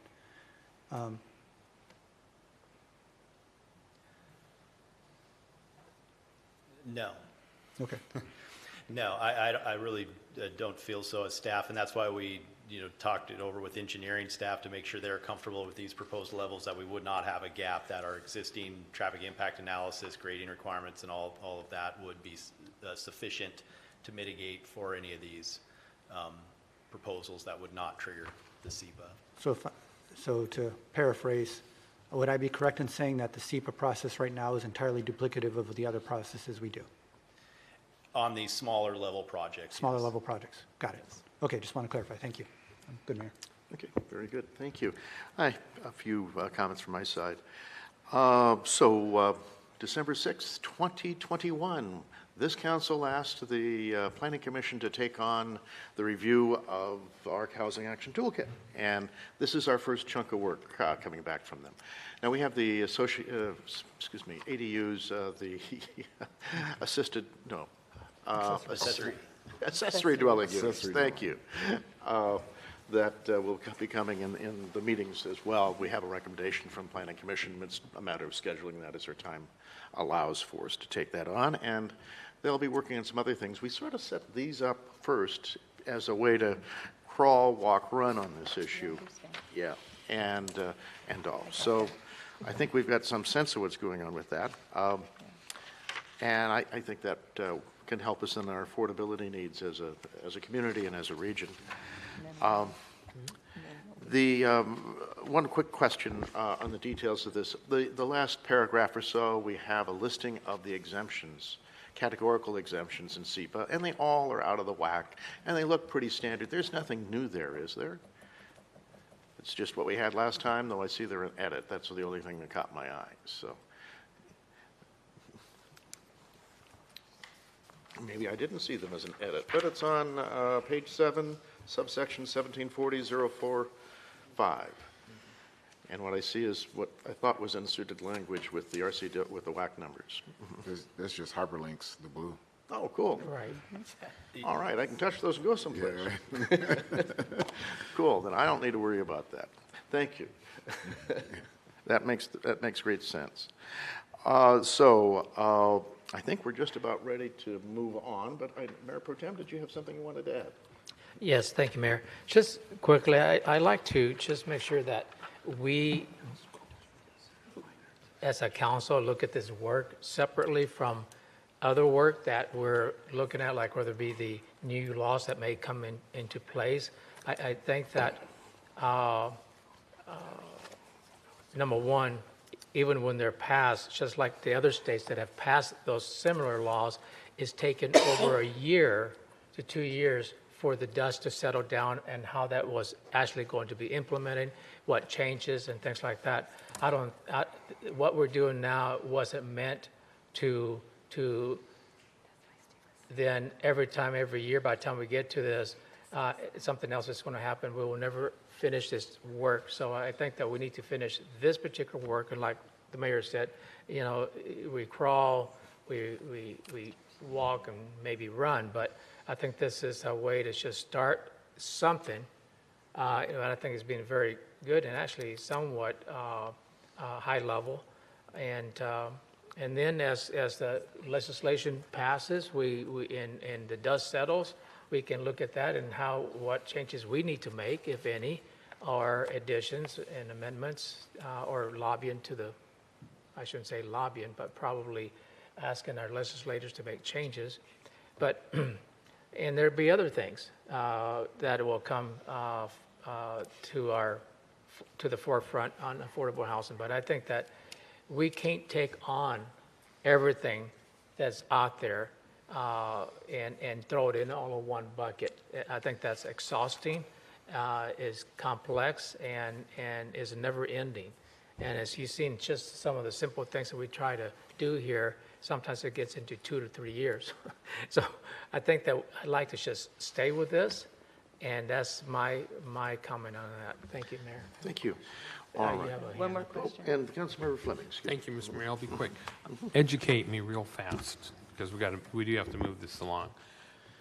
Under the section the mayor mentioned, the 17.40.045, where we're talking about exemption for minor new construction, how do we include storage buildings, and I'm thinking like Daffodil, in schools in that category?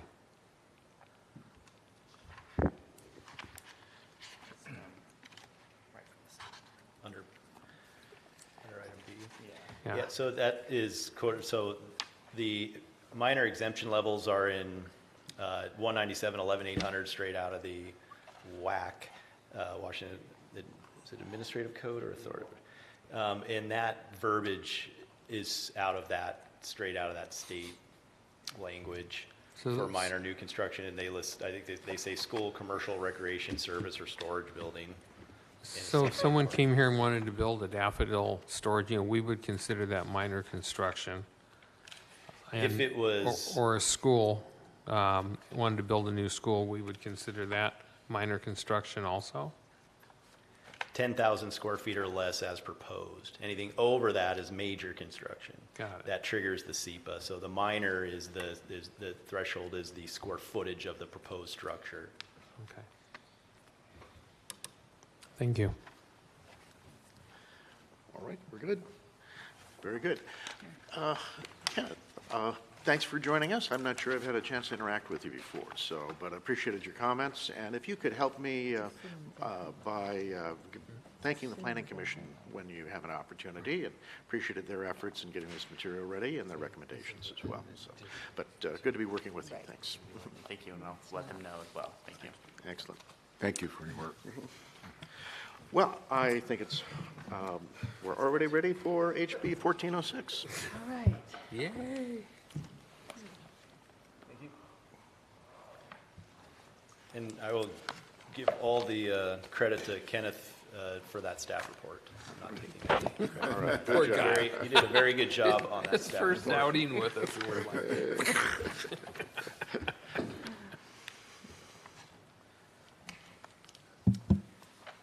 I will take the lead, and since you've heard quite a bit from me tonight, I will quickly turn it over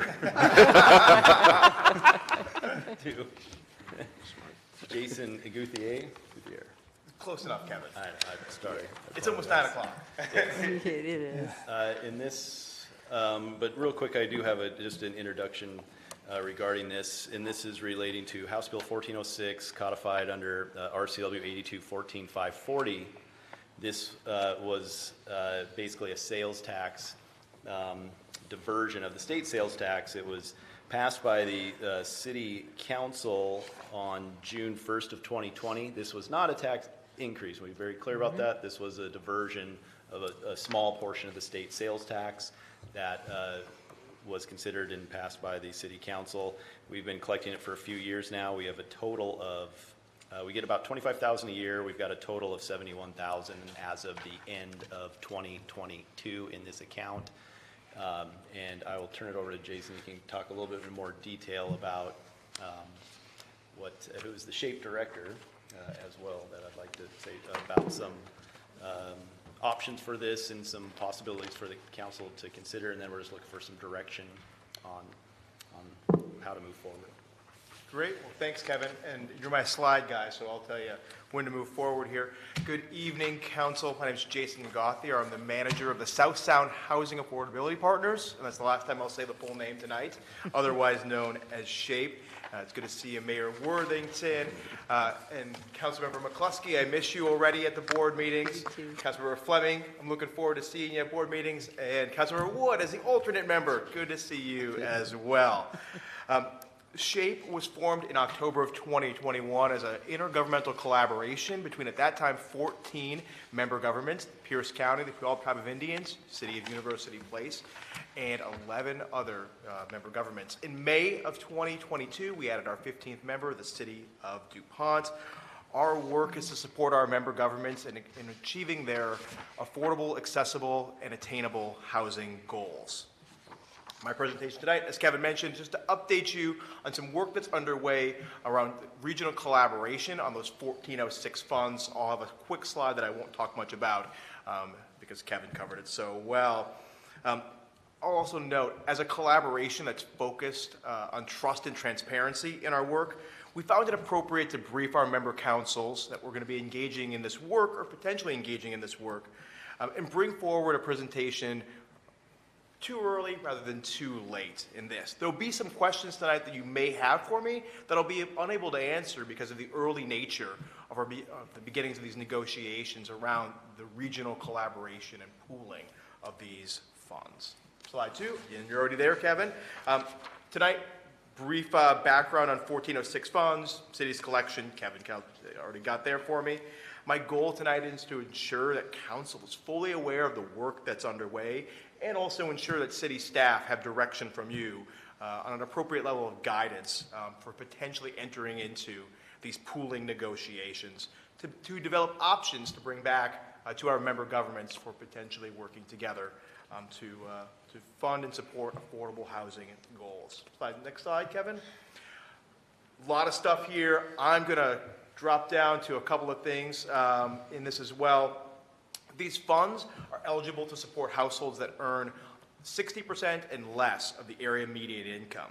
So in Pierce County, for a household of 3, that would be a household earning just under $55,000 a year at that exact 60% of the area median income. The funds can be used for acquiring, rehabbing, and constructing affordable housing, and then also operating and maintenance costs of the new units of affordable housing, and then for cities under 100,000 can be used for rental assistance as well. Next slide. 8 of the SHAPE member governments collect these funds. As you can see, we've highlighted University Place's collection there as well. Again, about $25,000 a year. Next slide, Kevin. Thanks. You enacted this sales tax remittance in June of 2020, and as of the end of last year, collected about $71,000. Next slide. So I will note, you just went through 3 recommendations from your Housing Action Plan. Your Housing Action Plan also had a recommendation in it regarding the regional pooling of funds to support affordable housing. I'm just going to quote from right there in your Housing Action Plan. University Place is considering pooling its funding to contribute to a regional affordable housing consortium that will seek to acquire or construct and manage affordable housing assets and programs. This is actually in alignment with the 2 previous cities that I've talked to over the last 2 weeks, the city of Fife and the city of Sumner. Both had almost this exact same language called out in their housing action plans as well. Next slide. So, did want to point out there are a couple of other regional collaborations that do this work. Our sister organizations, ARCH in East King County. ARCH has been around for, I think they just celebrated their 30-year anniversary. They've deployed almost $100 million in capital to support the development of affordable housing in the east side in King County. And then there is our most analogous sister organization, SCIP, the South King County Housing and Homelessness Partners in South King County. We actually share a member, the city of Auburn, as well. SCIP just went through its first capital round, and I'll talk about that in a moment and how they put their dollars into the field. And then next slide, Kevin. So regional collaborations, there are 4 others that do these sort of things and pool and collaborate to fund affordable housing. I mentioned ARCH and SCIP. Those are what I've called out here are cities that contribute specifically their $1,406. With ARCH, all of their members do contribute dollars, whether those are general fund or other affordable housing direct revenues they receive. The 2 that we didn't call out in the last slide, the Regional Housing Council in Thurston County, between Thurston County and 4 of its cities, and then the Housing Fund Board up in Jefferson County. It's a collaboration between Jefferson County and Port Townsend. Next slide. Then I mentioned I wanted to highlight a couple of ways that those dollars have been deployed. As I mentioned, SCIP just did its first capital round of awards. My counterpart at SCIP is currently going council to council, seeking approval for their specific expenditure of those dollars. They awarded $300,000 to an affordable homeownership project in Burien with Habitat for Humanity for 20 units. And then an additional just over $1 million award for Mercy Housing Northwest, a multifamily affordable housing developer for 89 units in Burien as well. Burien's become a popular target in South King County for affordable housing development. They've implemented a pilot program to encourage that sort of development that's seen some decent success in the early period. I will note one interesting thing about these project awards. The Habitat for Humanity Project Award is the last dollars in the door. They won't raise any more public capital for that project. They're already building homes at that 20 unit site.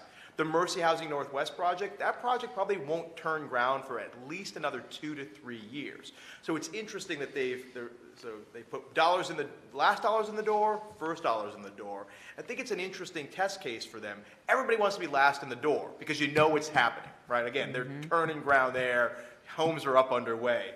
With the Mercy Housing Northwest, that's going to serve as that first public leverage. In the affordable housing industry, we see about a 6-to-1 match. So for every $1 public dollar you put in, you're going to raise another $6 public dollars, whether that's from the low-income housing tax credit program, state housing trust fund, other local funders. So I think it's an interesting test case there that in their first capital round, they went last money in one project, first money in on another project.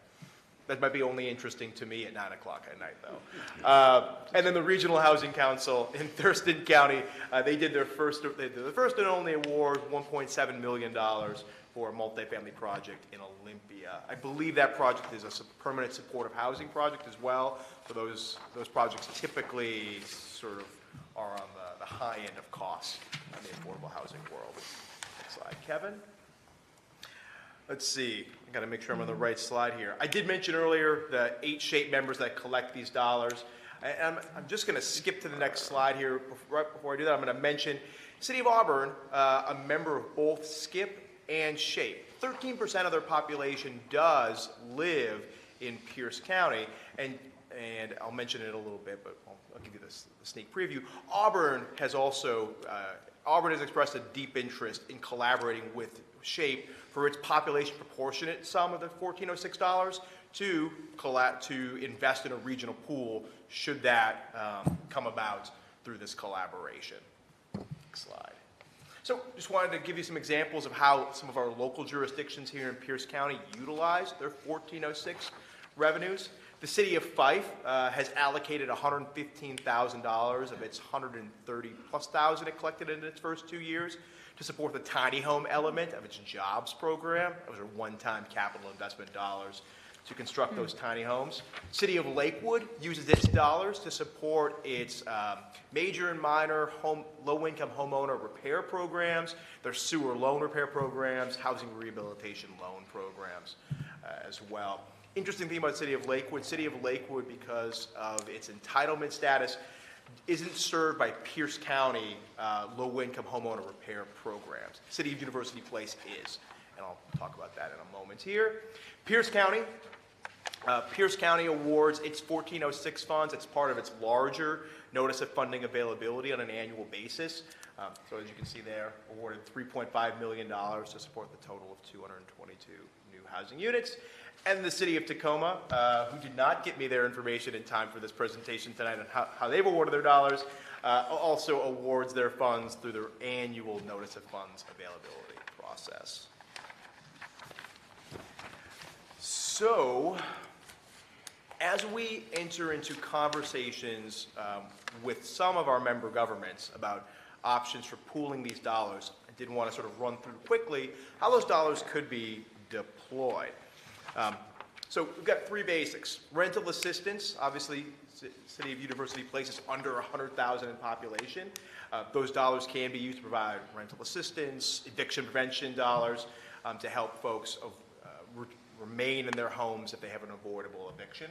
Home repair, so this would be for owner-occupied housing typically, for these sub 60% AMI households that need, whether it's major or minor home repairs, those dollars could be deployed in that sort of way. And then capital, which would be the acquisition of property, the dollars to build housing. These are just some of the ways of those, these aren't some of the ways, these are the ways that those dollars can be used. I want to note a couple of numbers here, so I'm going to read directly off of here. Since between 2020 and 2022, the COVID era, when we saw massive investments in eviction prevention and rental assistance, City of University Place had 417 households that were served by Pierce County through these rental assistance programs. Those dollars are going to, as we all know from the COVID dollars, those are going to go away, so it's going to be significantly scaled back in future years. So over the last couple of years, we've had, $150 million deployed in Pierce County of rental assistance dollars. That's now going to be somewhere in the neighborhood of $7 to $8 million. Those dollars are all now dependent on document recording fees from a bill that was passed in the 2021 legislative session. And then I mentioned low-income homeowner repair programming as well. Between 2017 and 2021, there were 9 households that were served in University Place through a variety of Pierce County offered low-income homeowner repair programs. I'm sorry, could you repeat that again, please? Which one? The repaired 9 households. From when to when? 9 households between 2017 and 2021 were served by a variety of Pierce County low-income homeowner repair programs. So Thank you. Happy to run through that with you, Mayor Worthington, if you'd like in the future. It's also on the SHAPE website. It's all mapped out. So if you want to see exactly where those services were provided, you can check that on the website. I see Councilmember McCluskey over there smiling, so I can tell she's looked at that. Yeah. Great. You're one of like a half dozen people that have looked at it. Appreciate it. Staff worked hard on that. So next slide. So for those of you who may have, if you've recently read our interlocal agreement, you would note that there is a capital fund called out, or the option for a capital fund called out in that ILA. This section allows for the administering agency, which our administering agency is Pierce County, I'm technically a Pierce County employee, to establish a capital fund upon resolution of the SHAPE Executive Board, and then for the SHAPE Executive Board to also establish a process for the awarding and contracting of those funds. This may or may not be the preferred method of establishing a capital fund. If I had to venture an opinion, I would say that it's not the preferred method because we won't see all members of the collaboration invest in a capital fund, and so therefore why would a board of non-paying members have say over where dollars go out the door? So that's one option, but there are other options of how dollars could be pooled and how that could be formed. And I think we're going to move to the next slide then. Again, I'm trying to run through this a little faster at this time of the night. So, Great job. Thank you, Mayor Pro Tem. So, moving into 2023, which I guess we're already in, our annual work plan, as approved by the Executive Board, does call for the exploration of regional funding collaboration, and we're engaged with our member governments in exploring that possibility. So you are the third in the line of 3 city council presentations I've had over the last, well, I guess 3 weeks.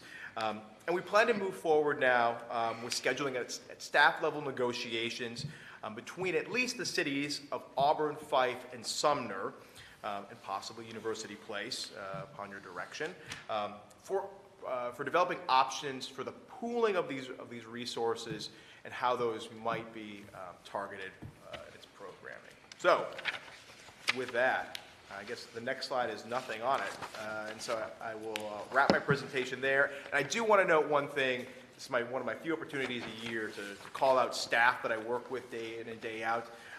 But Kevin and Kenneth, who is left now, so he won't get to hear this, have been some of the most collaborative staff members that I've gotten to work with at our member governments. Kenneth especially, and I hear you all talking about state legislation. We do provide legislative advocacy services for our members, and Kenneth is one of the first people that I go to for some breakdown and some analysis on pieces. And Kevin is always just a great thought partner to go to. So really, just so you all know, you probably know this already, your staff is great. I appreciate their work with me and helping me and my small staff get through our days. I'll take your questions. Thank you. Councilmember, Mayor Pro Tem Figueroa, you had your hand up. Followed by Councilmember Keel, Councilmember McCluskey, Councilmember Wood. Thank you, Mayor. On this SHAPE Capital Fund, I see on page, I don't know what page it is, but examples for original fund usage. Under capital, I found it interesting that this program could serve only the communities of participating jurisdictions or could fund projects outside. So when it comes to the SHAPE Capital Fund, was it talking about the definition of that capital funding, or is that a different definition? Because the definition I'm hearing is that there's still policies yet to be defined about how to distribute and all that. So do you see the definition under the capital funding that I read? Would that be something that is on the table? Totally. Yep. And again, as I mentioned, as I began my presentation tonight, there's questions that I'll be unable to answer because we haven't begun to engage in those staff level negotiations, and that would be one of those. Could those dollars be deployed in a I guess I'll use the word investing member city? I don't know the answer to that tonight. Okay. All right. And it's probably a good time now to entertain a motion to extend the meeting. I would estimate 15 minutes, but... Mayor Pro Tem, I make a motion to extend the meeting to 9:21 and 30 seconds. 9:21 and 30 seconds. Very good. Just kidding.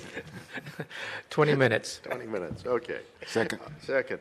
All those in favor of extending for 20 minutes, please signify by saying aye. Aye. Aye. Opposed? Okay, we extended. All right. Thank you. Please. Yeah, so me, second. Thank you, Jason, for your presentation. And it did keep us going at 9 o'clock at night, so I do appreciate that.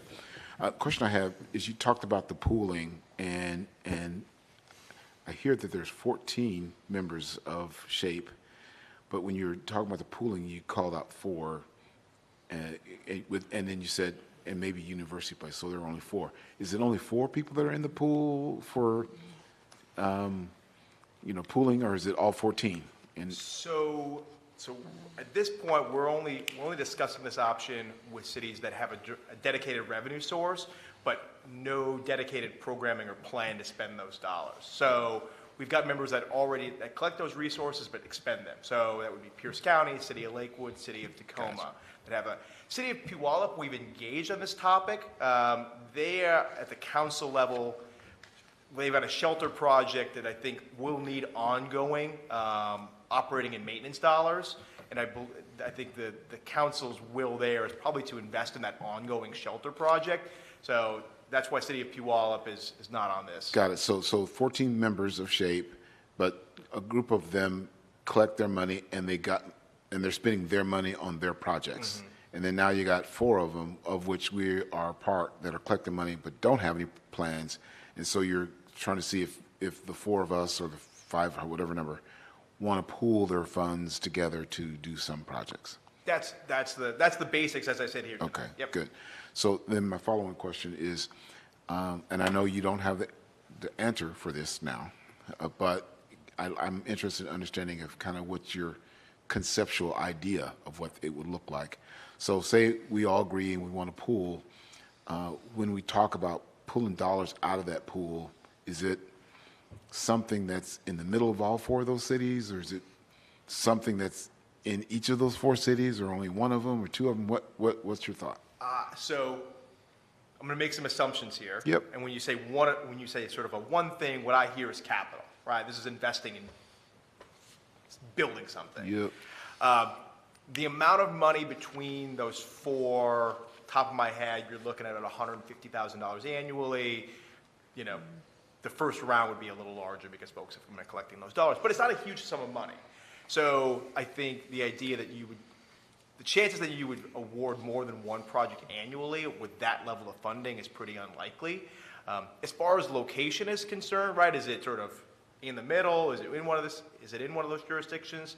That's where I get over my skis at this point of saying what that could look like. Could those jurisdictions all say, we just want to build affordable housing regionally? Housing being constructed regionally is something that we need to see, and if this is a good project for funds from these four cities that's going to support a project in DuPont or Gig Harbor, I think, again, this is where that staff level negotiation would come out. You know, if University Place sat in that room and said, we only want to fund a project in the side of the jurisdictions of those who contribute, I don't think that would be an unreasonable position to take from that perspective. Okay. All right. Thank you. Thank you, Mayor. Okay, thank you. Councilmember McCluskey. Okay, along that line, Yeah. I'm going to take it down the bunny trail just a little bit further, if I'm I happy to may. head down the trail with you. All right. So as I was looking at the capital fund as well, and the ILR does not clarify where, if it goes beyond the member contributions, well, I look at it more comprehensively. If it's a benefit to have a non-contributing member come in and be a financial player and us to have a worthy project, I don't think we should preclude that by being, saying, oh, you didn't contribute, so you're not in our group. And I said, well, it's your project. So let's say if it's Puyallup, well, this is $194,000+ a year that they get. Well, we only contribute under $25,000. If we can get a worthy project within our region, within our county, we'll have gained the synergy and the benefit of that project. So why not say, okay, Puyallup, how much would you really want to contribute for this particular project? You don't have to be in our group, but for this project, you could help out in order for it to come to fruition and be the benefit of the county. Because I look at affordability and sustainability on a more county regional level, because it's all a push and a give and take. And we can't just be affordable in University Place. We have to lean some of that affordability component for that, and especially with some of the alignments with the jobs that one particular project with the rental assistance that came in that aligned it with the job sustainability and the small, almost cottage-style housing. That really captured my attention as well, because then you're coming to more of the fruition of the overall goal of work and live within your own community. That component. So if you have things like that we could nurture and grow, I don't see why we'll close the door on funding. Mm-hmm. I say never close the door on funding, especially look at the project and on a case-by-case basis. So that'd be my take on that. Okay, and I'm just going to, just on your door analogy there, I have had members that have talked to me one-on-one about members that do not collect those dedicated resources, but have expressed an interest, to use your analogy, if you open that door, there might be interest at their council level of contributing general fund, general fund dollars, non-dedicated affordable housing resources to support a regional collaboration. So I appreciate the door analogy. Right. Okay, thanks. All right. Thank you. Councilmember Wood. Thank you, Mayor. I got kind of a series of questions here, and this one I'm not sure if you could answer or somebody else could. I know in UP we have, 35% of our school kids are on free or reduced lunch. Do we have any idea how many of our residents would meet that below 60% threshold? And how many of them are actually living in rental housing in our city? Do we have a ballpark or is there any way we can capture that information?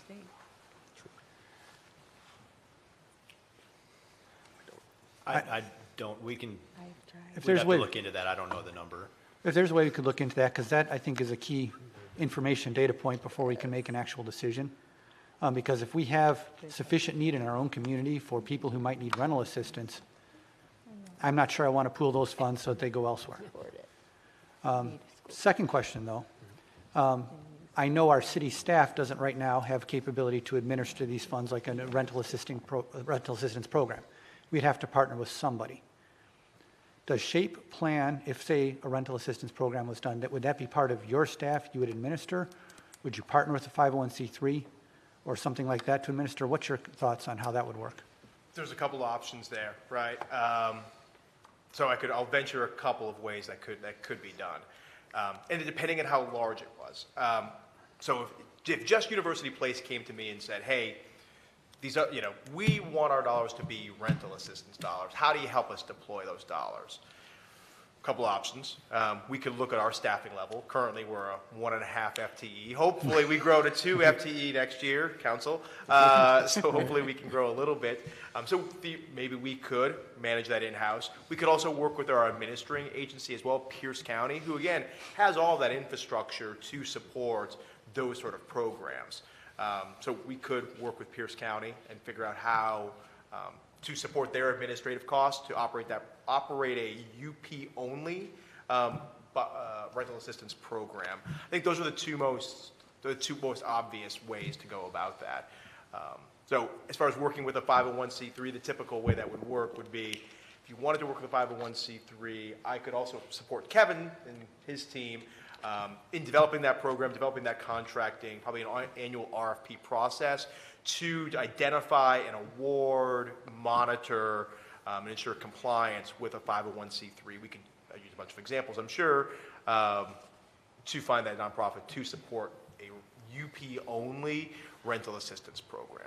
So, Okay. did I get to That the heart does of your answer, question? and I appreciate your willingness to help with the 501c3 process if it's necessary. That I think could be valuable. I guess my take on it right now, just you mentioned looking for guidance. What I would be consider is how do we support residents of UP if the need is here? So first we need to determine the need, and if it's here, and if we have the need, then I'd want to see a proportionate distribution of anything that was co-located together, any of the funds if they were commingled. I guess that's what I'm looking for. If we don't have that, I'm honestly less interested, and I'd rather just keep it here in the city.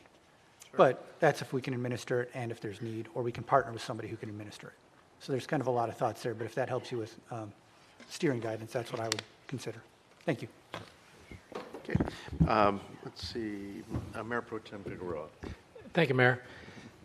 In the same line as Councilmember Wood, and I think I mentioned this in our last, I'm not sure what we were studying that this came up, but I said that we have not had a chance to have a study session to study the options that hopefully the staff will present to us that we could do with this small amount of money internally. And I think I mentioned like septic systems. We have a lot of folks in the affordable housing arena that have septic or maybe other sewer issues.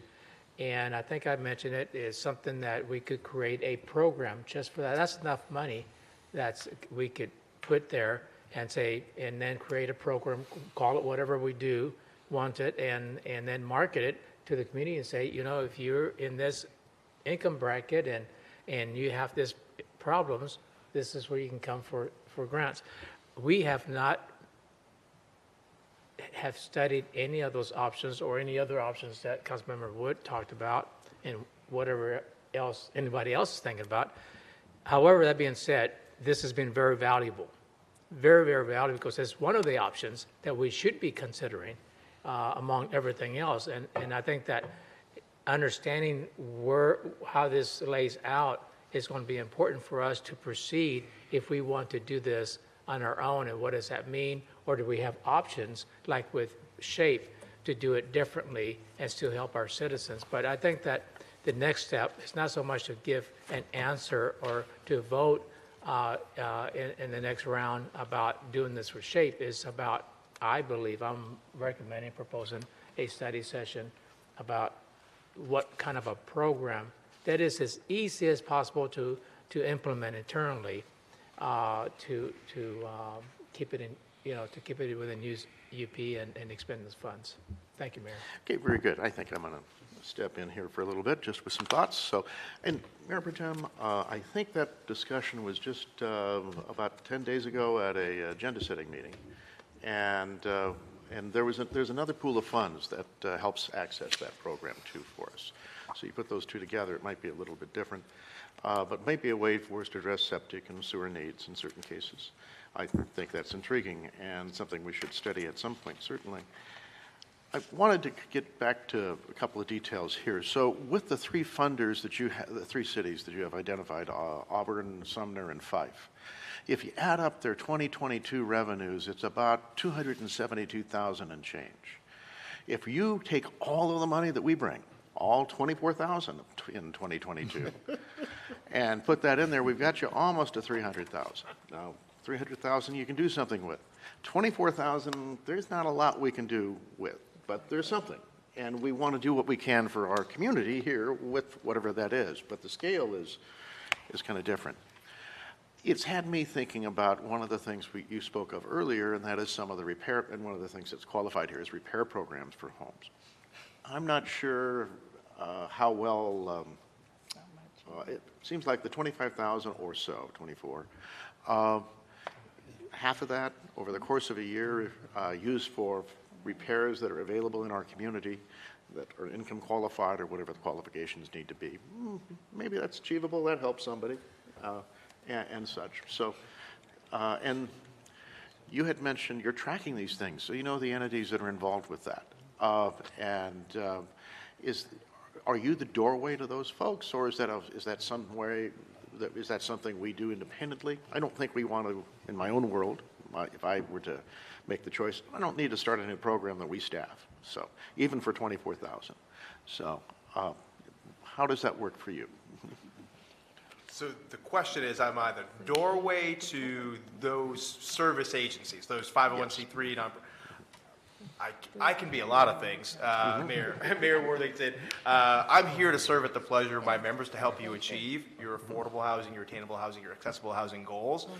So if you direct staff to talk with Jason about how to develop a UP-centric rental assistance program, sewer and loan, repair loan program, low-income home roof repair program, right? We could probably spend some time here thinking about programs.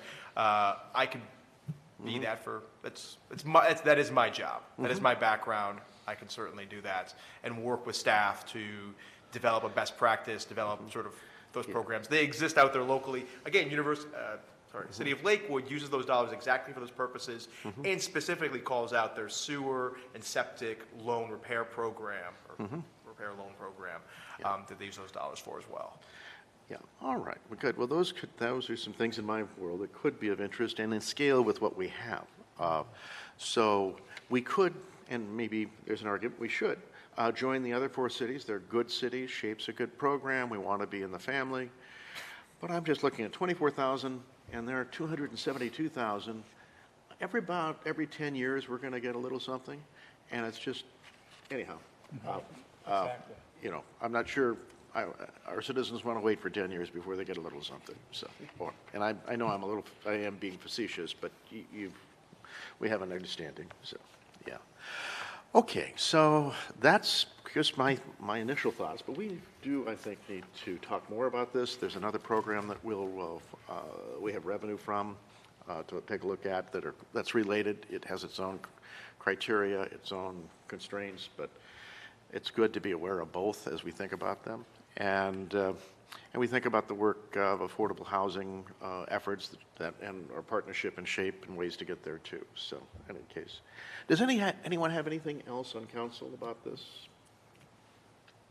No, not this particular point. Okay, shared some ideas. We'll talk some more. Jason, thank you very much for joining us. I know we've had you on the list for a while, but I appreciate you taking your evening and spending it with us and having your information here. Good job, and thanks for helping us stay on time. We're close to time. Thank you. Thank you.